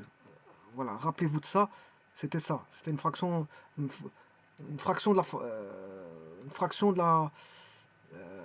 la tension de départ. Bon, alors ici, il faut que je change le grand crochet ici. Et je peux mettre peut-être une accolade ou je sais pas moi. Hein. Bon, mais ici, je peux encore mettre une accolade. Mais une grande accolade qui va aller... Le logarithme népérien va prendre tout ceci. Voilà. Et le logarithme népérien va prendre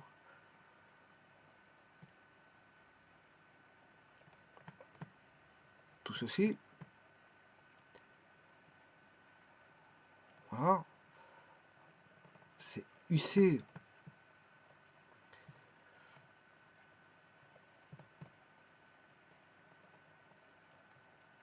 UC divisé, voilà. Et là, je vais mettre ça comme ça. Ça comme ceci. Et ça comme cela. Voilà. Voilà, et donc là, on peut calculer tout ça, hein. Alors je rappelle que R1 c'était 1 kg. Je peux ramener les données, hein, sans aucun problème. Hop.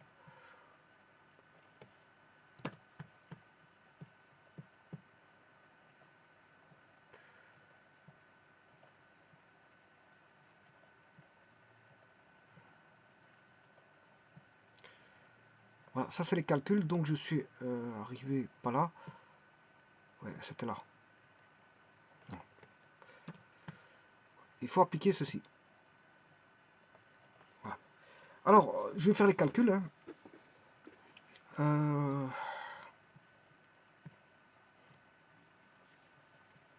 Bon, si vous voulez faire R2, R1 fois R2, c'est 1 fois 10, et c'est des kilos fois des kilos. C'est des mégaumes, c'est des mégaumes, mais en dessous, on a R1 plus R2, ce qui fait 1 plus 10. 1 plus 10, ça fait 11.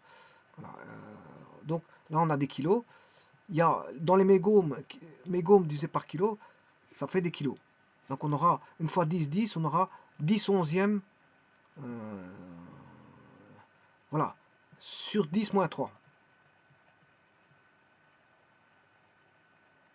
Sur 10 exposant 3, je m'excuse, 10 exposant 3.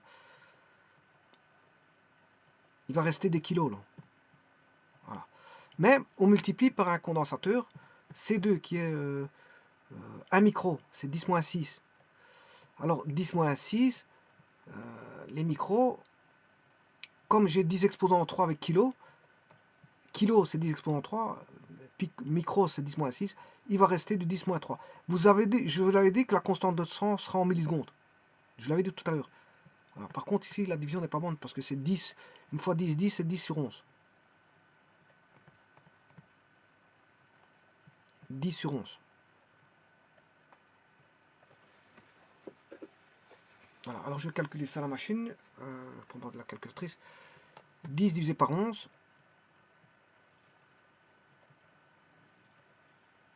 Voilà. Ce qui fait, on a 90 millisecondes. Constante de temps, j'espère que je ne me trompe pas, parce que ici, j'ai pas trouvé ça. Ici, si je regarde bien, mes calculs ont déjà été faits ici, donc je vais vite regarder par rapport à ici. Ça, c'est pas ça. C'est pas ça. Voilà, mes calculs ont déjà été faits ici. 10 kg, alors RTH, c'était 10 kilo ohms. Oui. 10 sur 11. 10 moins 6, c'est 10 moins 2, c'est ça, c'est 10 moins 2, donc c'est bien ce que j'ai. C'est bien ce que j'ai ici, 10 moins 2. C'est bien ça. 10 moins 2. 10 moins 3. 10 fois 10 moins 3, c'est 10 moins 2 sur 11, ce qui fait c'est un centième divisé par 11. Hein. Voilà. Un centième divisé par 11. Bon. Donc je vais l'écrire. Donc la constante de temps, c'est un centième divisé par 11. Alors, qu'est-ce que c'est que ce 1 centième divisé par 11? C'est tout le calcul que je viens de faire ici. C'est 0,01 divisé par 11. Et je vous ai dit que la constante de temps, là, elle valait... je vais le faire à la machine. Donc, 1 centième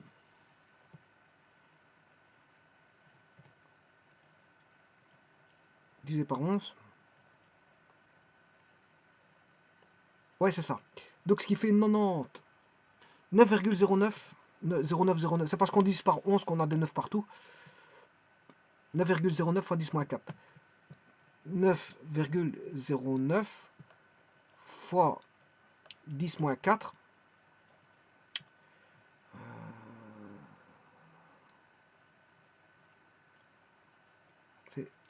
9,09 fois 10 moins 1 fois 10 moins 3, ce qui fait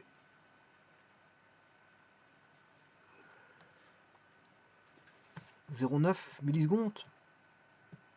Est-ce que j'avais trouvé ça auparavant?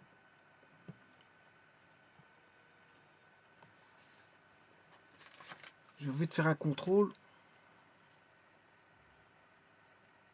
10 moins 6, 10 moins 4, ça fait 10 moins 2, ça fait 0,01. Ouais.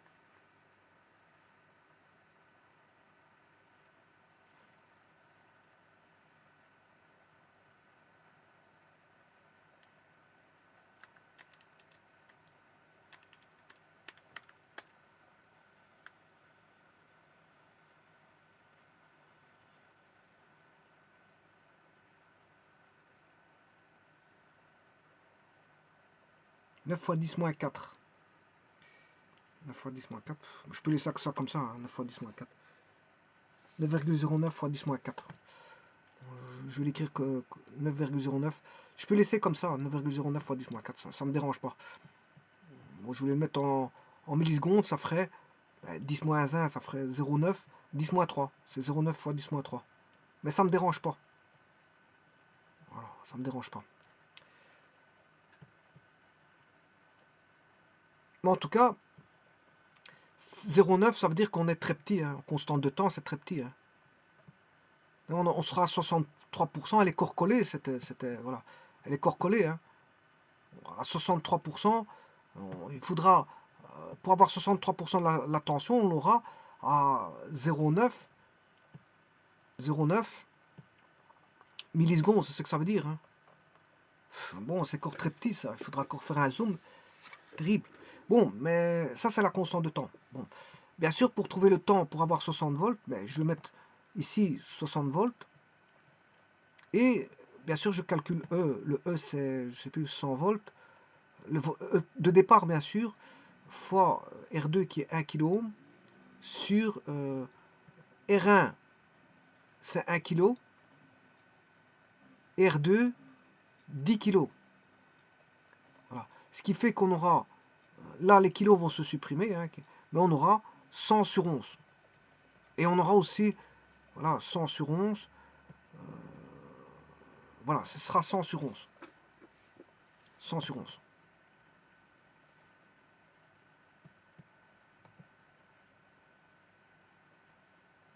Je reprends une nouvelle page.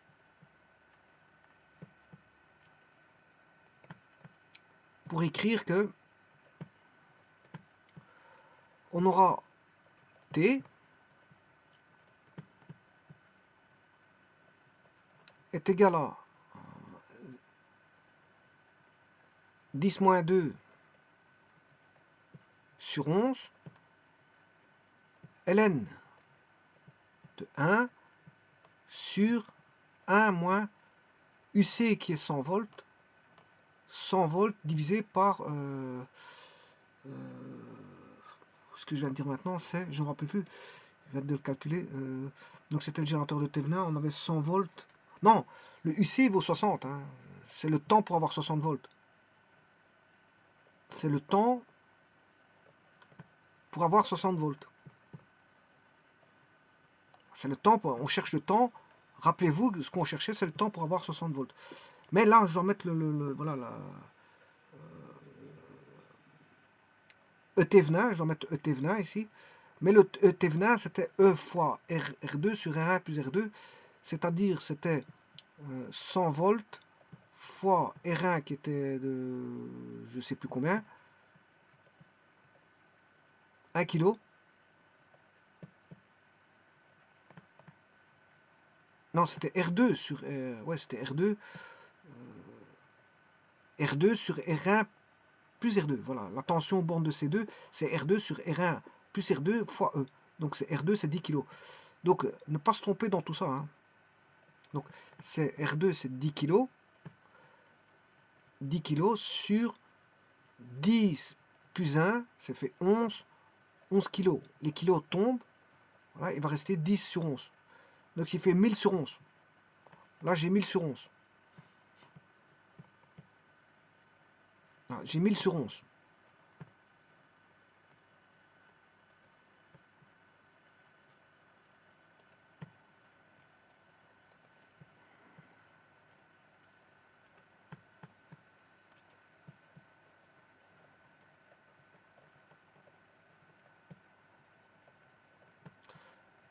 Voilà. Et je peux calculer ça maintenant. À tout mon aise, je peux calculer ça, tout mon aise. Alors, je vais aller sur GeoGebra. Et maintenant, je vais voir si vous n'allez pas tomber dans le panneau.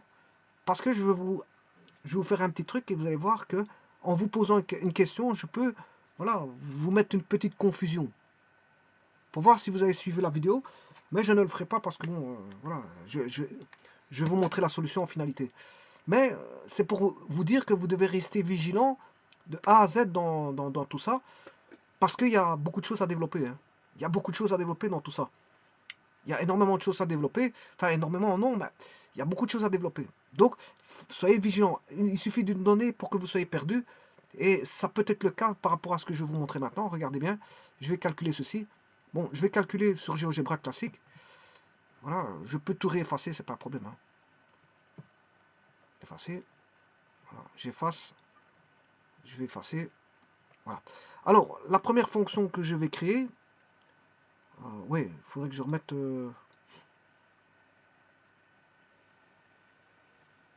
ouais, il faudrait que je reconfigure mon... Parce que j'avais déconfiguré. C'est pas grave, je vais ouvrir un... Je vais en rouvrir un second. Parce que je voulais aller voir à un moment donné. Bon, c'était petit aussi. Je n'arrivais pas à voir, donc... là, je suis un peu trop loin dans le zoom. Donc, je vais en ouvrir un nouveau. Voilà, et je commence à partir de là. Comme ça, j'ai de nouveaux axes. Parce que là, on sera en millisecondes encore une fois. L'autre fois, j'étais en micro, on ne savait pas voir, c'était accroché contre l'axe. Voilà, bon, je mets une tension de force électromotrice de 100 volts. Et là, je vous dis, attention, faites très attention. Parce que je peux vous prendre au piège facilement. Donc, je vais mettre 100 volts. Si T, bon, si X est négatif, alors on aura 0, sinon on aura 100. Alors, je dois faire un zoom, bien sûr, sinon vous ne verrez pas le 100. Je monte.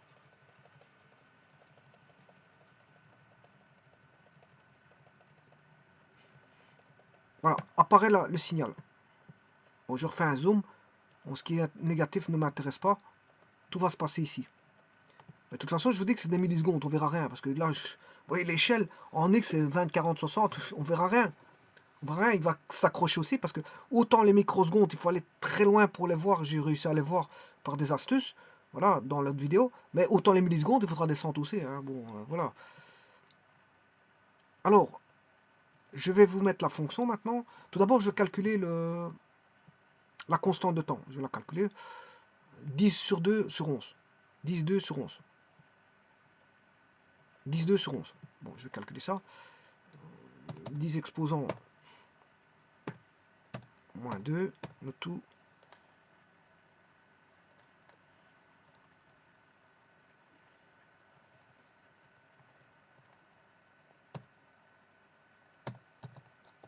Voilà, alors je vais mettre chercher la précision, parce que c'est pas précis. J'ai 0, mais ça fait pas 0, ça. C'est simplement qu'il faut mettre, je vais mettre 10 décimales. Voilà. Ça, c'est la constante de temps. Elle est très petite, hein. Ça c'est en secondes. C'est la constante de temps en secondes. Donc c'est le fameux 9 fois 10 moins 4 que je vous disais tout à l'heure. 9 fois 10 moins 4, c'est-à-dire, ben, c'est ça.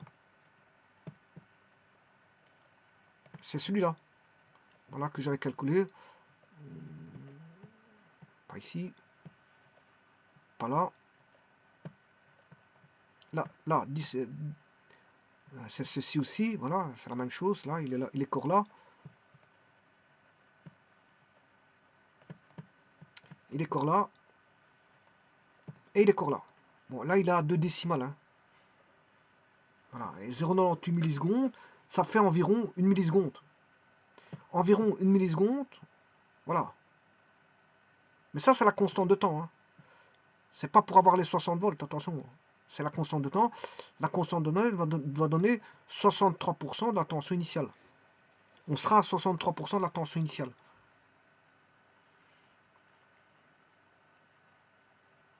Voilà. Bon, maintenant, je vais chercher maintenant ce qui se trouve dans le logarithme népérien.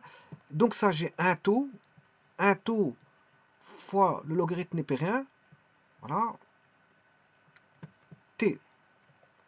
Alors la question, si ceci est plus grand que 1, mais je serai supérieur à 63%, si ceci est égal à 1, ce sera égal à 63%, et si c'est inférieur à 1, ben, ce sera inférieur à 63%.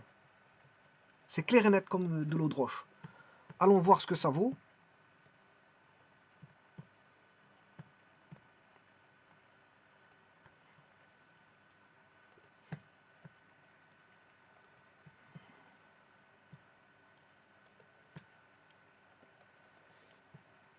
Alors, je vais calculer ça. 1 divisé par 1 moins 60 sur 1000, ce qui fait 11 fois 60 sur 1000. 11 fois 60 sur 1000. 1 moins 11 fois 60 sur 1000. Je calcule ça sur GeoGebra. 1 sur 1 moins 60 fois 11 divisé par 1000. Voilà, je regarde combien ça fait environ. 2,94. Oui. Prenons le logarithme népérien de B, et voilà. J'ai 1,07. 1,07. Alors, est-ce possible? Est-ce possible? Ma question qui va porter à confusion, c'est la suivante. Voilà ma question qui va porter à confusion.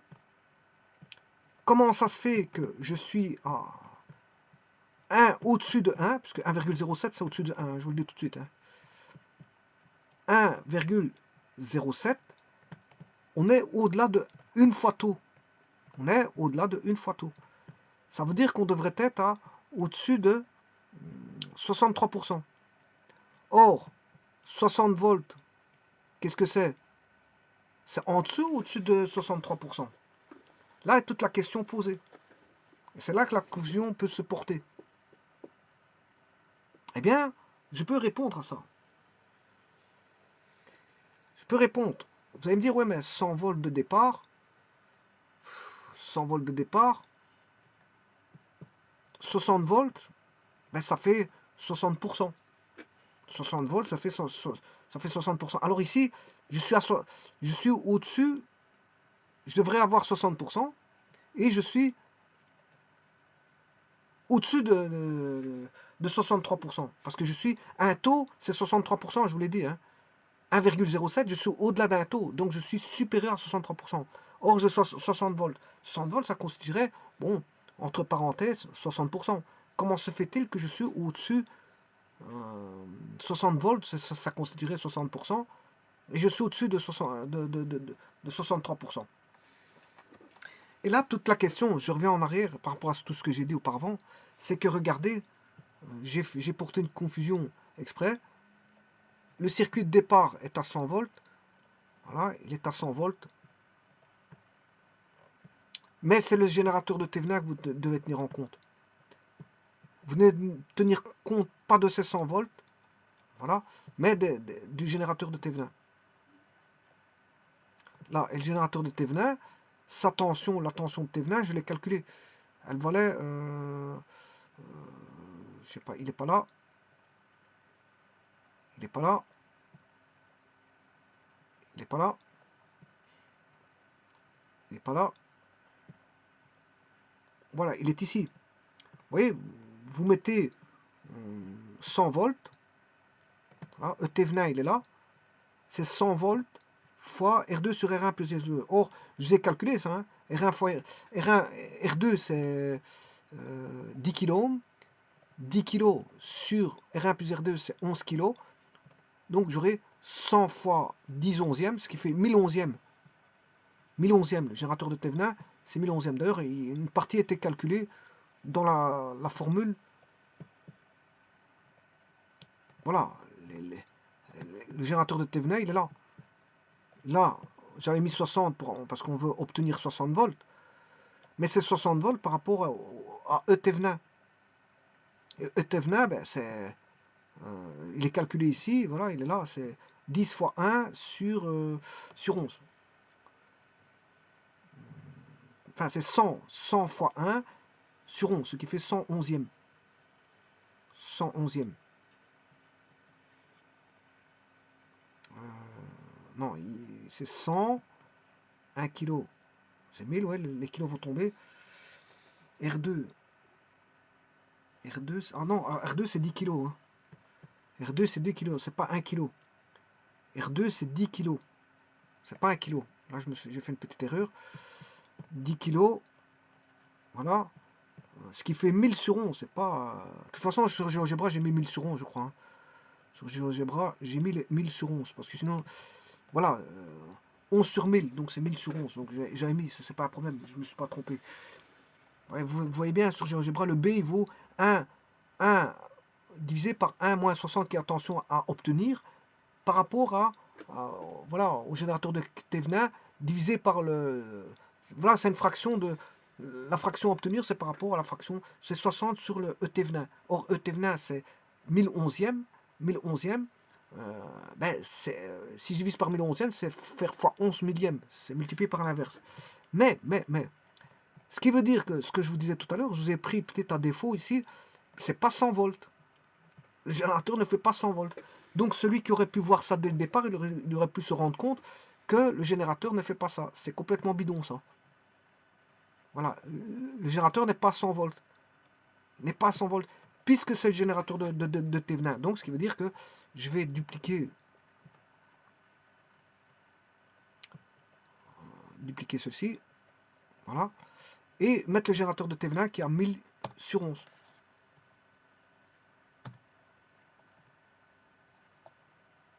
Voilà, et le générateur de Thévenin, ben, si je fais 1000 sur 11, je vais le calculer pour en voir en gros, comme ça je l'ai en valeur ici. Voilà, c'est 90 à 90 volts. Vous voyez que je suis plus à 100 volts. Hein. Voilà, et c'est pour ça que la question que je vous posais tout à l'heure, je vous disais, ouais, mais bon, 60 volts, c'est 60% par rapport à 100 volts, on est d'accord. Voilà, c'est 60% à 100 volts. Or, moi, j'ai obtenu voilà, voilà, une valeur qui était supérieure à 63%.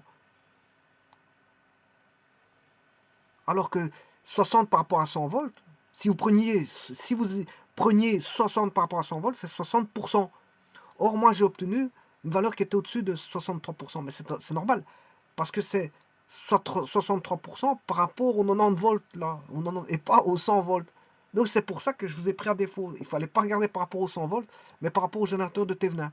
Donc, et maintenant, tout rentre dans l'ordre. Hein. Si vous avez compris ça, tout rentre dans l'ordre. Maintenant, je vais aller tracer la fonction exponentielle. Et là, je vais mettre E Thévenin. Attention que c'est E de Thévenin, c'est-à-dire 1000 divisé par 11, voilà le E de Thévenin, fois 1 moins E exponentielle moins X sur taux. Et taux, c'était RC, c'était 0,01 divisé par 11. Voilà. Et alors, encore une fois, vous voyez qu'il est collé. Hein, il est collé.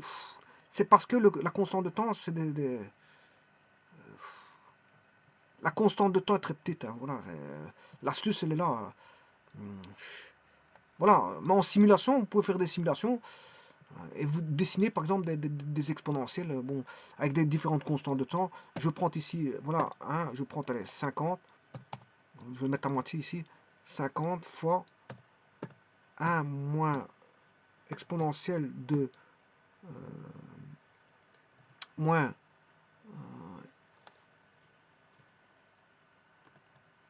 x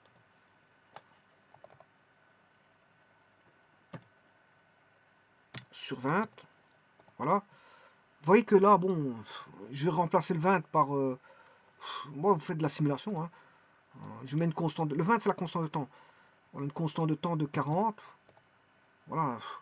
Elle va se charger. Bon, je vais faire des duplications. Comme ça, vous pouvez voir les courbes.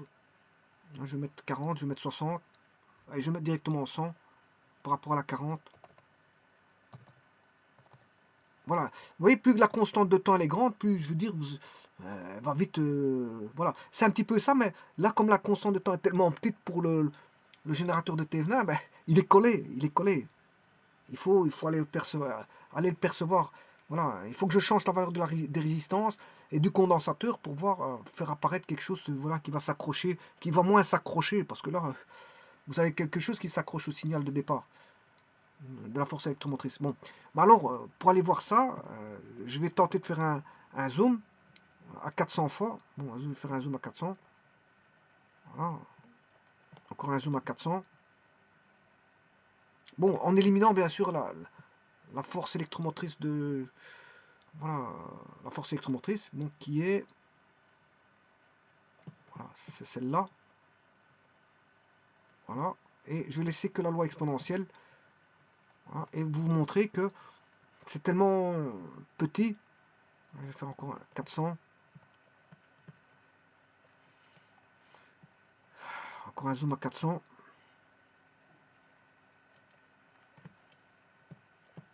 Encore un zoom à 400.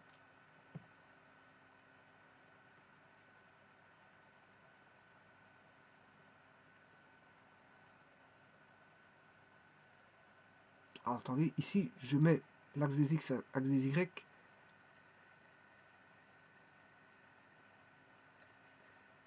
Divisé par 1000. Ah, ça, je peux faire ça. Axe... Mais le problème, c'est qu'il va mettre tous les deux. Je ne sais pas s'il va mettre tous les deux. Axe X. Ah non, c'est la... Si, c'est l'axe 1/50e, 50. Voilà, il risque de les prendre tous les deux. C'est le problème. Bon, de toute façon, je vais continuer comme ça. Jusqu'à avoir le décrochage.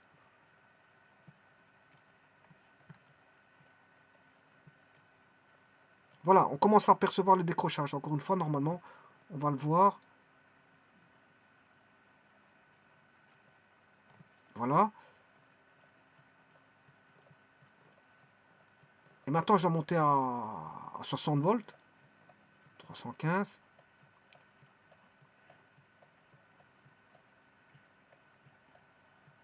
45. 500.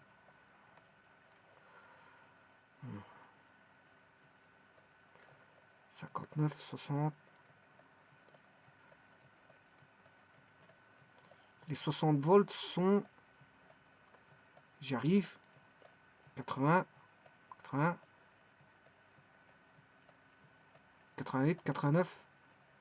Non, j'y suis presque. 135. Oh non, je suis pas court. Parce que j'ai encore monté de 10 là. Ouais, j'ai encore monté de 10. Bon, de toute façon, ce que je peux faire ici, c'est Q de la valeur, je sais plus combien j'avais trouvé.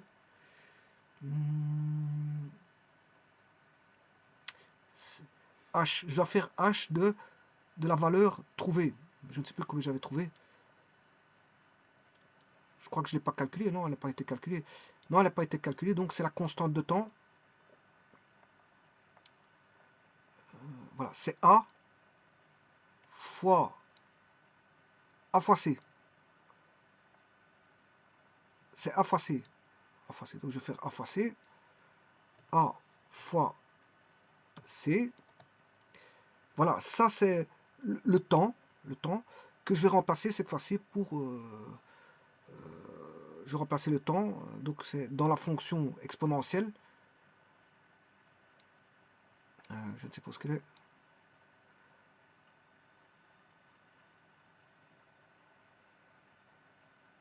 Dans G. Non, c'est H. H. Je vais remplacer H et je vais mettre la valeur E. Voilà, 60 volts. Donc vous voyez que pour ce temps-là, vous aurez 60 volts. Pour ce temps-là, vous aurez 60 volts. Donc ne pas confondre la force électromotrice de départ 100 volts de la force électromotrice de Thévenin pour laquelle on va traiter tout le long du travail, hein, tout le long de la recherche de ce temps-là, de ce temps T, Pour avoir 60 volts, c'est par rapport à la force électromotrice de tes venin et pas par rapport au générateur de départ. Hein. Le problème, il est là, c'est ce que je vous ai dit. C'est pas les 100 volts de départ qui comptent. Hein. C'est pas parce que vous voyez 100 volts que ça y est, bon, ça va voir avec les 100 volts. Ça n'a rien à voir. Ça n'a rien à voir. Il faut calculer ET venin. C'est par rapport au ET venin qui vaut 90 volts. Voilà. Là, il faut calculer par rapport à 90 volts. Et là, si vous avez 60 volts, ben, 60 et 90, ben, vous faites le calcul, hein, à combien de pourcents vous êtes. Hein. Là, on est au-dessus de la constante de temps, parce que la constante, c'est 1 taux fois ln de je ne sais plus combien, on avait 1,07, donc on est au-dessus de 1 taux. Donc on est là, 60 volts, c'est au-dessus de 63%. Hein. On est au-dessus de 1 taux. Hein. On est supérieur voilà, à 63%, puisqu'on est supérieur à un taux. On est supérieur à un taux, donc on est supérieur à 63%. Donc, je veux dire, 60 volts par rapport à 90, on est supérieur à 63%. Contrairement, si j'avais pris 100 volts, 100 volts, ça ferait 100 volts 60 par rapport à 100, c'est 60%. Or, le calcul dit qu'on est au-dessus de 1 taux. Donc, on ne saurait pas avoir 60%, puisque au-dessus d'un taux, c'est supérieur à 63%. Donc attention, ne pas calculer avec le 100 volts. Très attention à ça. Alors, bon, ça c'est une chose. Maintenant, je vais aller sur Scilab. Et je vais aller rechercher les éléments Xcos, voilà. Et comment tracer sur Scilab, ben, bon, j'espère qu'il ne me l'a pas fermé, voilà. Il est là, bon, je vais l'agrandir.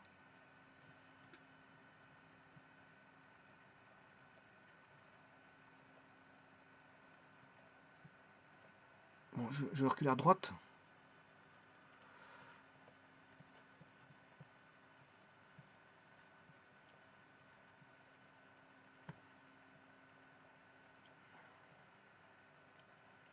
Alors, pour travailler sur Scilab, je vous le dis tout de suite, il faut rentrer donc une résistance. Vous rentrez une résistance. J'ai mis 500 et 500 exprès pour vous montrer que je peux avoir 500 et 500, ça fait 1 kilo ohm.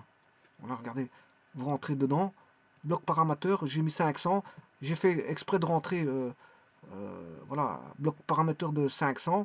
Voilà, voilà. Quand il fait ça, c'est pas un problème. Parce que, tout d'abord, vous allez ici, vous faites format, rotate. Ouais, vous mettez droit, par exemple. Voilà, et je peux même, ici, quand vous cliquez, il y a des, voilà, des petits verres qui se mettent. Des petits carrés verts, vous tirez, vous faites n'importe quoi. Voilà, vous voyez que voilà, vous remettez droit, etc. Bon, ici par contre, je ne sais pas si je l'ai tourné au bon endroit. Format, rotate.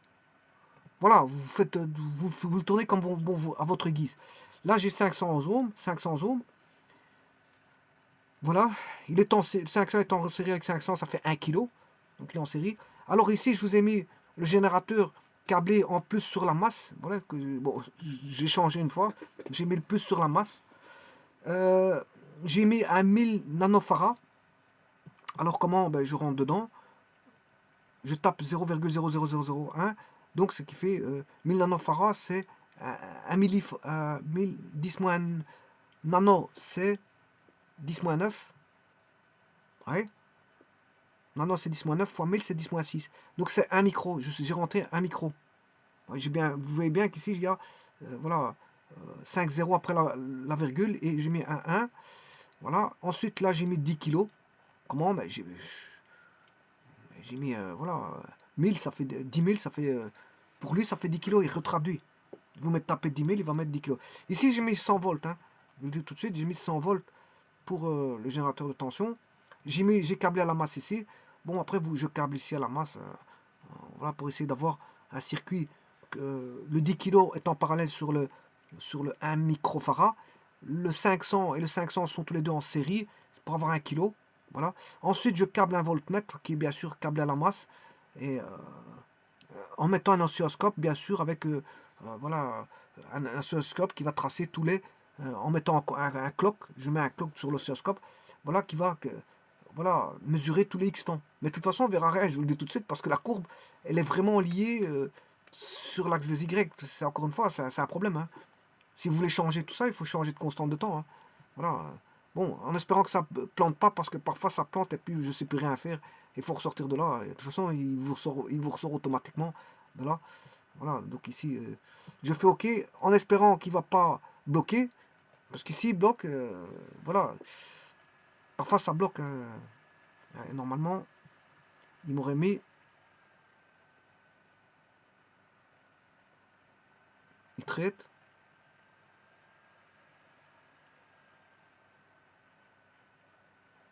Voilà.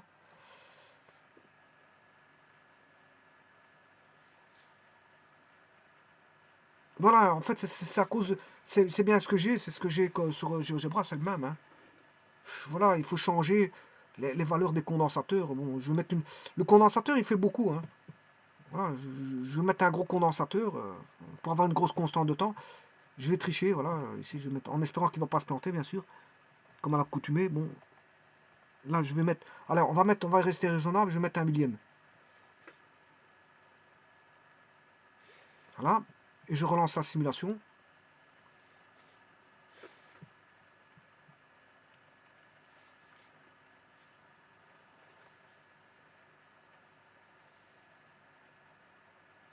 Ah, voilà. Voilà, là j'ai déjà mis une constante de temps qui est déjà un peu meilleure. Bon, je vais remonter ce que je peux remonter dans le RC. Bon, je vais mettre, pour avoir encore une plus petite constante de temps, on a 500, 500. Je vais mettre 1 kilo ici. Euh, bon, je vais mettre 100 ohms. C'est déjà une plus petite, ouais, 100 ohms. Il faut que normalement que la constante de temps soit la plus grande. Donc, pour avoir une constante de temps grande, sachant, parce que les résistances, elles vont se retrouver aussi bien au dénominateur qu'au numérateur, rappelez-vous, hein, dans le générateur de Thévenin, le tout c'est de bien changer, pas mettre quelque chose petit qui va grandir s'il est au dénominateur, ou quelque chose grand, petit qui est au numérateur, et puis bon, on aura une constante. Le tout c'est de bien penser, on avait R2 sur R1 plus R2, voilà, le R2 était au numérateur, euh, voilà, et pour avoir une constante de temps grande, c'est tout est égal à R équivalent fois C équivalent, enfin le C, enfin le condensateur. Le condensateur, je peux encore changer le condensateur. Hein. Je vais encore changer une fois le condensateur et puis je vais changer les résistances. Bon, là je vais mettre un centième. Bon, là, vous allez voir que va apparaître quelque chose.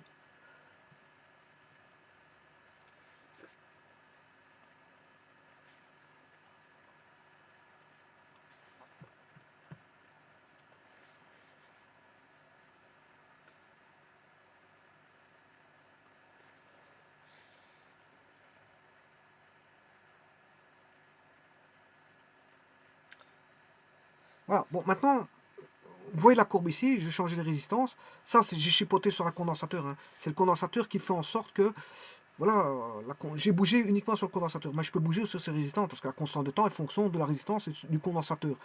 Donc maintenant, je vais manipuler les résistances, mais bien les manipuler parce que bon, c'est R2, c'est le générateur de Thévenin R2 sur R2 plus R1. Bon, alors pour ça, faut-il bouger? Bon, j'ai 500 ohms, 500 ohms. Pour avoir une grande constante de temps, non, c'est des résistances en parallèle. Hein. Donc c'était R1 fois R2 sur R1 plus R2. Donc de toute façon, au numérateur, il va tous les deux. Si je multiplie deux résistances, que ce soit au numérateur, ça va s'agrandir. Au-dessus, j'ai un produit pour la résistance en parallèle et en dessous, j'ai une somme. Donc si je change les résistances au numérateur, comme c'est un produit, il va plus augmenter que la somme qui est en bas. Donc si je change R1 ou R2, peu importe, hein, eh ben, vous les mettez plus grandes, vous avez une constante de temps plus grande. Regardez, bloc paramètre, je vais mettre 5000 ohms, voilà. Bon, associé avec celui-ci, 5000 plus 5000, 5000 plus 5000, voilà, je vais mettre 5000 aussi. Ouais, j'aurai 5 plus 5000, ça fait 10 000. Là, j'ai 10 000 ohms. Bon, je lance la simulation. Donc, j'ai une constante de temps beaucoup plus grande euh, en chipotant sur les résistances. Mais j'aurais pu mettre des résistances variables. Hein. J'aurais pu mettre un potentiomètre de variation de résistance. Hein. Bon, mais là, il a bloqué. Vous voyez, c'est ce que j'avais dit. Bon, et c'est là, parfois, la simulation, bon, qu'est-ce qu'il fait? Bon, à un moment donné, il vous dit, écoute, laisse-moi tranquille. Bon, vous devez le laisser tranquille et revenir travailler par après quand bon, vous l'avez laissé tranquille comme il a demandé. Bon, c'est lui qui commence, c'est lui qui calcule, c'est quand il plante. Bon, et parfois, quand il fait un plantage, ben, il faut réouvrir le programme, revenir dessus, et voilà. Mais vous avez vu que normalement, la constante de temps, tôt, si je vous la montre ici, euh, la loi, c'était... Je vais refaire une nouvelle page, hein. Pour vous indiquer ça, qu'est-ce qui se passe? Attention qu'il fait souvent des plantages comme ça, hein, c'est pas la première fois qu'il fait un plantage. Bon, voilà. Tout comme code bloc, tout ce qui est C, j'ai vu beaucoup de plantages en ce qui concerne le C, hein. En ce qui concerne le C, quand vous avez un plantage, boum, il vous bloque. Et ça ne doit pas arriver parce que euh, j'ai même vu des personnes qui faisaient des programmes. Bon, quand il y avait un plantage, voilà, c'est vraiment un plantage, hein. Ils faisaient ça en C ou en C++. Et ça, quand ils avaient des plantages, c'est vraiment un plantage qui bloquait tout. Et dans une entreprise, ça ne peut pas faire ça parce que dans une entreprise, le logiciel, il doit continuer à travailler pour maintenir le processus de production voilà, en marche. Donc, venir faire de la simulation et puis qu'il vous échec pour une raison ou une autre, bon, c'est pas la première fois que, bon, que je vois que des programmes programmés en C, bon, provoquent, je veux dire, ce genre d'incident, d'accident, hein. Voilà, les programmes en C, notamment quand vous faites un programme, parfois, bon, il suffit d'une petite erreur pour que ça y est, ils vous éjectent du programme et ils ferment le programme. Voilà, vous ne savez plus rentrer dans le programme parce qu'ils vous coupent l'accès au programme. Donc il faut en fait refermer tout ou parfois éteindre l'ordinateur, parfois parce que parfois le plantage est tellement immense dans la mémoire. Voilà, il vous a bloqué tout dans la mémoire que pour finir le plantage, il faut éteindre l'ordinateur, le réallumer et réentrer dans le programme. Mais bon, c'est pas très sympathique pour, voilà, ça veut dire que, bon, quelque part, oui, il y a des gestions d'erreurs, il y a des gestions des erreurs, mais parfois il y a des erreurs telles que, bon, je veux dire, ils plantent quasiment, mais ça ne doit pas arriver, parce que, bon, je n'ai fait que reprendre, changer deux valeurs de résistance, rien de plus. J'ai mis 5000, ça fait 10 kilos, mais ça fait 10 000 ohms. Mais 10 000 ohms, c'est 10 kilos, bon, c'est même pas que il y a une surcapacité, voilà. Il n'y a, a pas eu de surcapacité, c'est le programme qui a planté. Bon, j'ai déjà vu beaucoup de programmes écrits en C qui faisaient la même chose, hein. Beaucoup de programmes écrits en C, bon, et vous plantez, boum, vous comprenez rien. Vous comprenez rien de ce qu'il a fait, alors que tout était... Ici, j'ai rien fait d'incorrect, puisque j'ai rentré juste la valeur de résistance 5000 et 5000. Je me suis dit, bon, est-ce qu'il va planter ou pas? J'ai lancé la simulation, il a planté. Alors que 5000, ça fait 10 000, bon, il est capable de calculer, hein. Bon, ça... Donc vous voyez que les programmes écrits en C, c'est pas la première fois, j'ai vu de ça de nombreuses fois, hein. Les programmes en C, parfois même en VB, hein, s'il est trop compliqué, le programme, à un moment donné, quand il plante, ben, il n'y a plus personne qui sait pourquoi il a planté, hein. Parce qu'il y a la complication qui est derrière. Il y a de la complication, hein. Derrière tout ça, c'est des choses compliquées, c'est pas des choses, voilà, c'est pas des choses très faciles, hein.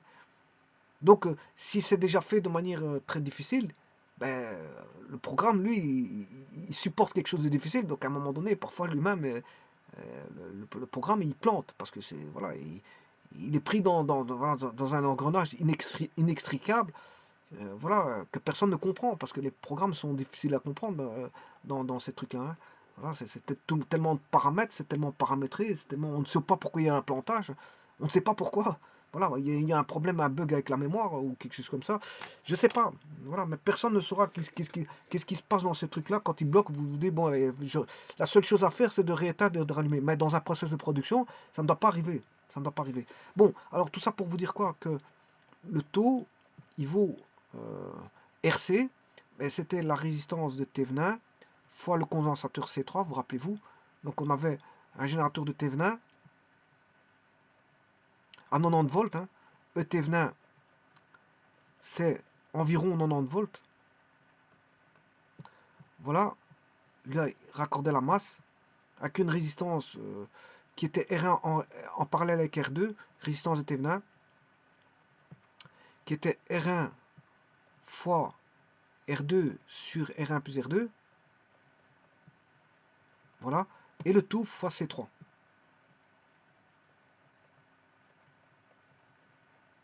Fois C3. Alors, le temps, comment calcule-t-on le temps, l'équation du temps? L'équation temporelle est liée à un logarithme népérien, parce que l'équation est déjà exponentielle, donc le temps, il est en logarithmique, le temps est logarithmique. Donc c'est R, c'est tau, qui est ici, ce que je vous ai mis, R T fois C3, tau fois ln de, bien sûr, c'est 1 sur 1 moins la tension pour laquelle, de charge pour laquelle vous voulez le temps. Et là, vous avez E Thévenin. Voilà, E Thévenin. Alors, je vous rappelle que les 90 volts de E Thévenin, c'est R2, c'est la fraction de résistance par rapport à la tension originelle de la force électromotrice E, qui était de 100 volts. Voilà. Et le E Thévenin, il est plus petit, puisque c'est une fraction, voilà, il est plus petit que les 100 volts de départ. Donc c'est pour ça qu'on a 90 volts. Et on s'est retrouvé combien vaut le rapport, ben, il vaut 100 sur... Le rapport, il vaut 90%. Voilà, donc ça veut dire que R2 sur R1 plus R2 vaut 90%. Il vaut 0,9. Il est en dessous de 1.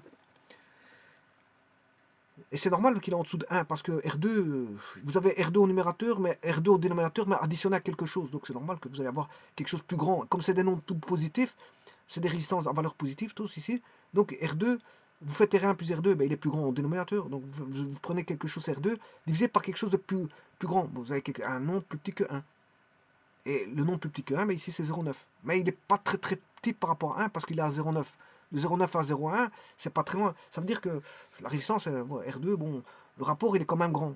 On a un rapport de 90% quand même. C'est un grand rapport. Pour avoir 1, il faudrait que le numérateur soit égal au dénominateur. Mais on n'aura jamais ça, parce qu'on a, il faudrait qu'R1 fasse 0. Mais voilà, on n'a pas R1 égale 0 ici. Hein. Voilà, donc ici, pour vous dire que la constante de temps, ici, va dépendre de quoi? Ici, dans Scilab, qu'est-ce que j'ai fait? J'ai modifié la valeur de la capacité. Donc je l'ai augmenté, j'ai augmenté la constante de temps, mais en augmentant la constante de temps, que faisait le signal? Ben, il faisait ça. À la place de faire comme ceci, pour une constante de temps donnée, mais j'augmente la constante de temps, ben, il fait ça. Alors comment augmenter la constante de temps? En augmentant le condensateur, c'est ce que j'ai fait, et en augmentant la résistance de Thévenin. Voilà. Et moi, je voulais augmenter bon, la résistance de Thévenin, elle est là. Alors, vous pouvez augmenter soit R1 ou soit R2. Voilà. Parce que le produit ici, il est plus fort que la somme. C'est R1 fois R2, et c'est le produit sur la somme des résistances. Voilà. Ben, le produit il est plus fort que la somme. Donc, si vous changez une valeur, vous mettez une valeur plus grande au numérateur, ben, le produit va être plus grand que la somme, donc fatalement, vous avez augmenté cette résistance de Thévenin. Donc, ça va concourir à augmenter la constante de temps aussi.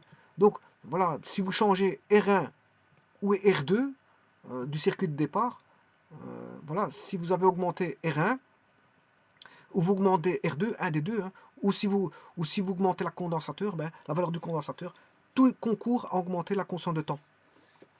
Donc augmenter la constante de temps, c'est quoi? C'est augmenter la résistance R1, c'est augmenter la résistance R2, ou c'est augmenter la résistance R1, R2, ou c'est augmenter la résistance et R1, et R2, et C2, ou c'est augmenter tout simplement C2. Donc pour augmenter la constante de temps, vous avez le choix. Hein.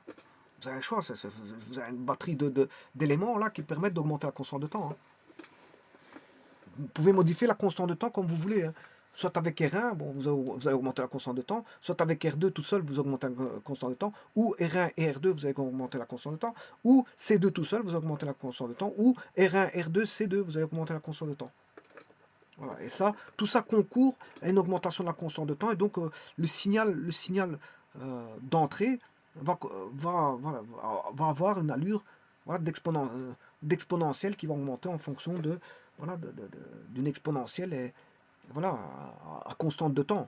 Alors je rappelle qu'après 5 taux, c'est considéré comme chargé. Hein. Après 5 taux, c'est considéré comme chargé. Voilà. Mais ne vous en faites pas pour Scilab, ça plante souvent. C'est pas bon. Dès le moment où c'est écrit en C, bon, le C est tellement complexe que, surtout quand on fait des programmes complexes. Quand on fait des programmes complexes, faut pas s'étonner qu'à un moment donné, bon, le programme vous fasse sortir. Hein. Bon, il suffit qu'il y ait une collision au niveau, je sais pas moi, au niveau de la mémoire.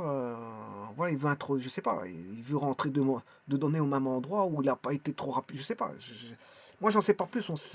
C'est de l'ordre je veux dire, du mystère, hein, tout ça. Ça, c'est de l'ordre du mystère, parce qu'on ne saura jamais de la vie ce qui s'est passé, hein. Est-ce qu'il a voulu rentrer deux données en même temps dans une zone mémoire, ou est-ce qu'il a perdu son adresse pour vouloir rentrer dans une mémoire? Est-ce que je veux dire, les paramètres que vous avez voulu rentrer sont trop grands? Mais là, ça m'étonnerait parce que j'ai mis 5000. Bon, ça m'étonnerait qu'il ne sache pas calculer 5000. Voilà. C'est une question d'adressage, c'est une question de voilà d'aller chercher d'une bibliothèque. C'est une question de tout. On lui dit, je sais pas, on dit à quelqu'un, bon, on va chercher du lait. Le gars, il va chercher du lait. Ben, il se retrouve sur le chemin avec un accident.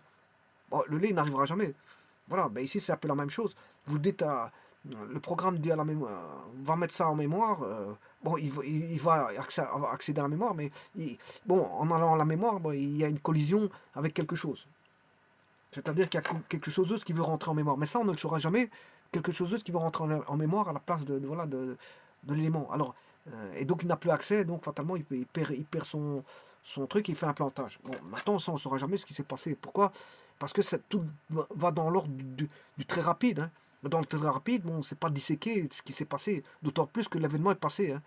Alors, aller disséquer un événement passé pour lequel l'événement s'est fait en une rapidité extrême, bon, il y a des erreurs, on peut trouver encore qu'est-ce que c'est, hein. Vous faites une division par zéro, c'est vous qui le faites. Bon, vous savez bien qu'est-ce qui va se passer. Voilà, vous faites une division par zéro, s'il n'y a pas de gestion d'erreur, vous allez voir ce qui va se passer, hein. Maintenant, c'est une gestion d'erreur, il n'y a pas de problème. Mettez 50 000 divisions par zéro, il n'y a pas de problème. Elle est prise en charge par l'erreur, hein, par la gestion d'erreur, hein. Voilà. Donc, c'est pour vous dire, bon, il y a des gestions des erreurs, hein. Bon, voilà, on fait ce qu'on appelle des catching. Voilà, voilà, on attrape les erreurs, voilà, on les gère pour ne pas qu'on ait un plantage. Voilà, mais le problème, c'est que malgré la gestion des erreurs, on peut quand même avoir des erreurs. C'est pas parce qu'il y a des gestions des erreurs dans tous les sens que bon, il n'y aura pas d'erreur.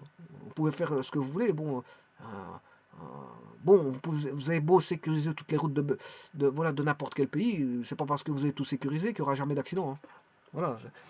En informatique, dès qu'on a voilà, des introductions de données avec des données qui circulent au niveau électronique, tout peut arriver à concourir à un événement malencontreux, hein. Voilà, saturation de mémoire, collision entre données, voilà, code perdu, code de contrôle perdu, voilà, euh, tout peut arriver, euh, tout peut arriver. On ne sait pas ce qui se passe dans voilà, des centaines de milliers d'opérations, voilà, qui se déroulent, enfin des milliers d'opérations qui se déroulent en une seconde. Qu'est-ce qui s'est passé? Allez savoir. Il y a une centaine d'opérations qui s'est produite en un instant donné, delta t. Voilà, et c'est de l'ordre, comme je vous ai expliqué ici, des microsecondes, voilà, millisecondes. C'est tout ça, ça concourt à tout ça, à des événements de très court instant. Je vous ai montré ici le condensateur, il gérait des microsecondes. Voilà, des microsecondes. Bon, la tension, on s'en fout, hein, c'est 100 volts, voilà, j'aurais pu prendre 1000 volts, 10 000 volts. Voilà, on gère, par rapport à une tension, on gère un temps, hein. Mais ça, on s'en fout de la tension.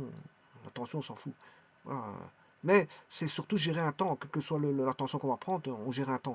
Donc, l'informatique, justement, travaille en fonction d'un temps très rapide, comme des microsecondes, des millisecondes, tout ce que vous voulez, mais voilà. Qu'est-ce qui peut se passer entre 2 microsecondes, alors qu'il y a une centaine d'événements qui se produisent? Bah, personne ne saura jamais ce qu'il y a eu comme incident ou accident. C'est de l'ordre voilà, de, de, de, de l'impossibilité de savoir. Maintenant, il y a des réponses qu'on peut avoir par rapport à certaines, comme je vous l'ai dit, on sait bien ce qu'on on a fait une division par zéro, on sait bien ce qui s'est passé, on sait d'où vient le plantage. Il y a des plantages, on sait d'où ils viennent, mais il y a des plantages, vous ne saurez jamais d'où ils viennent.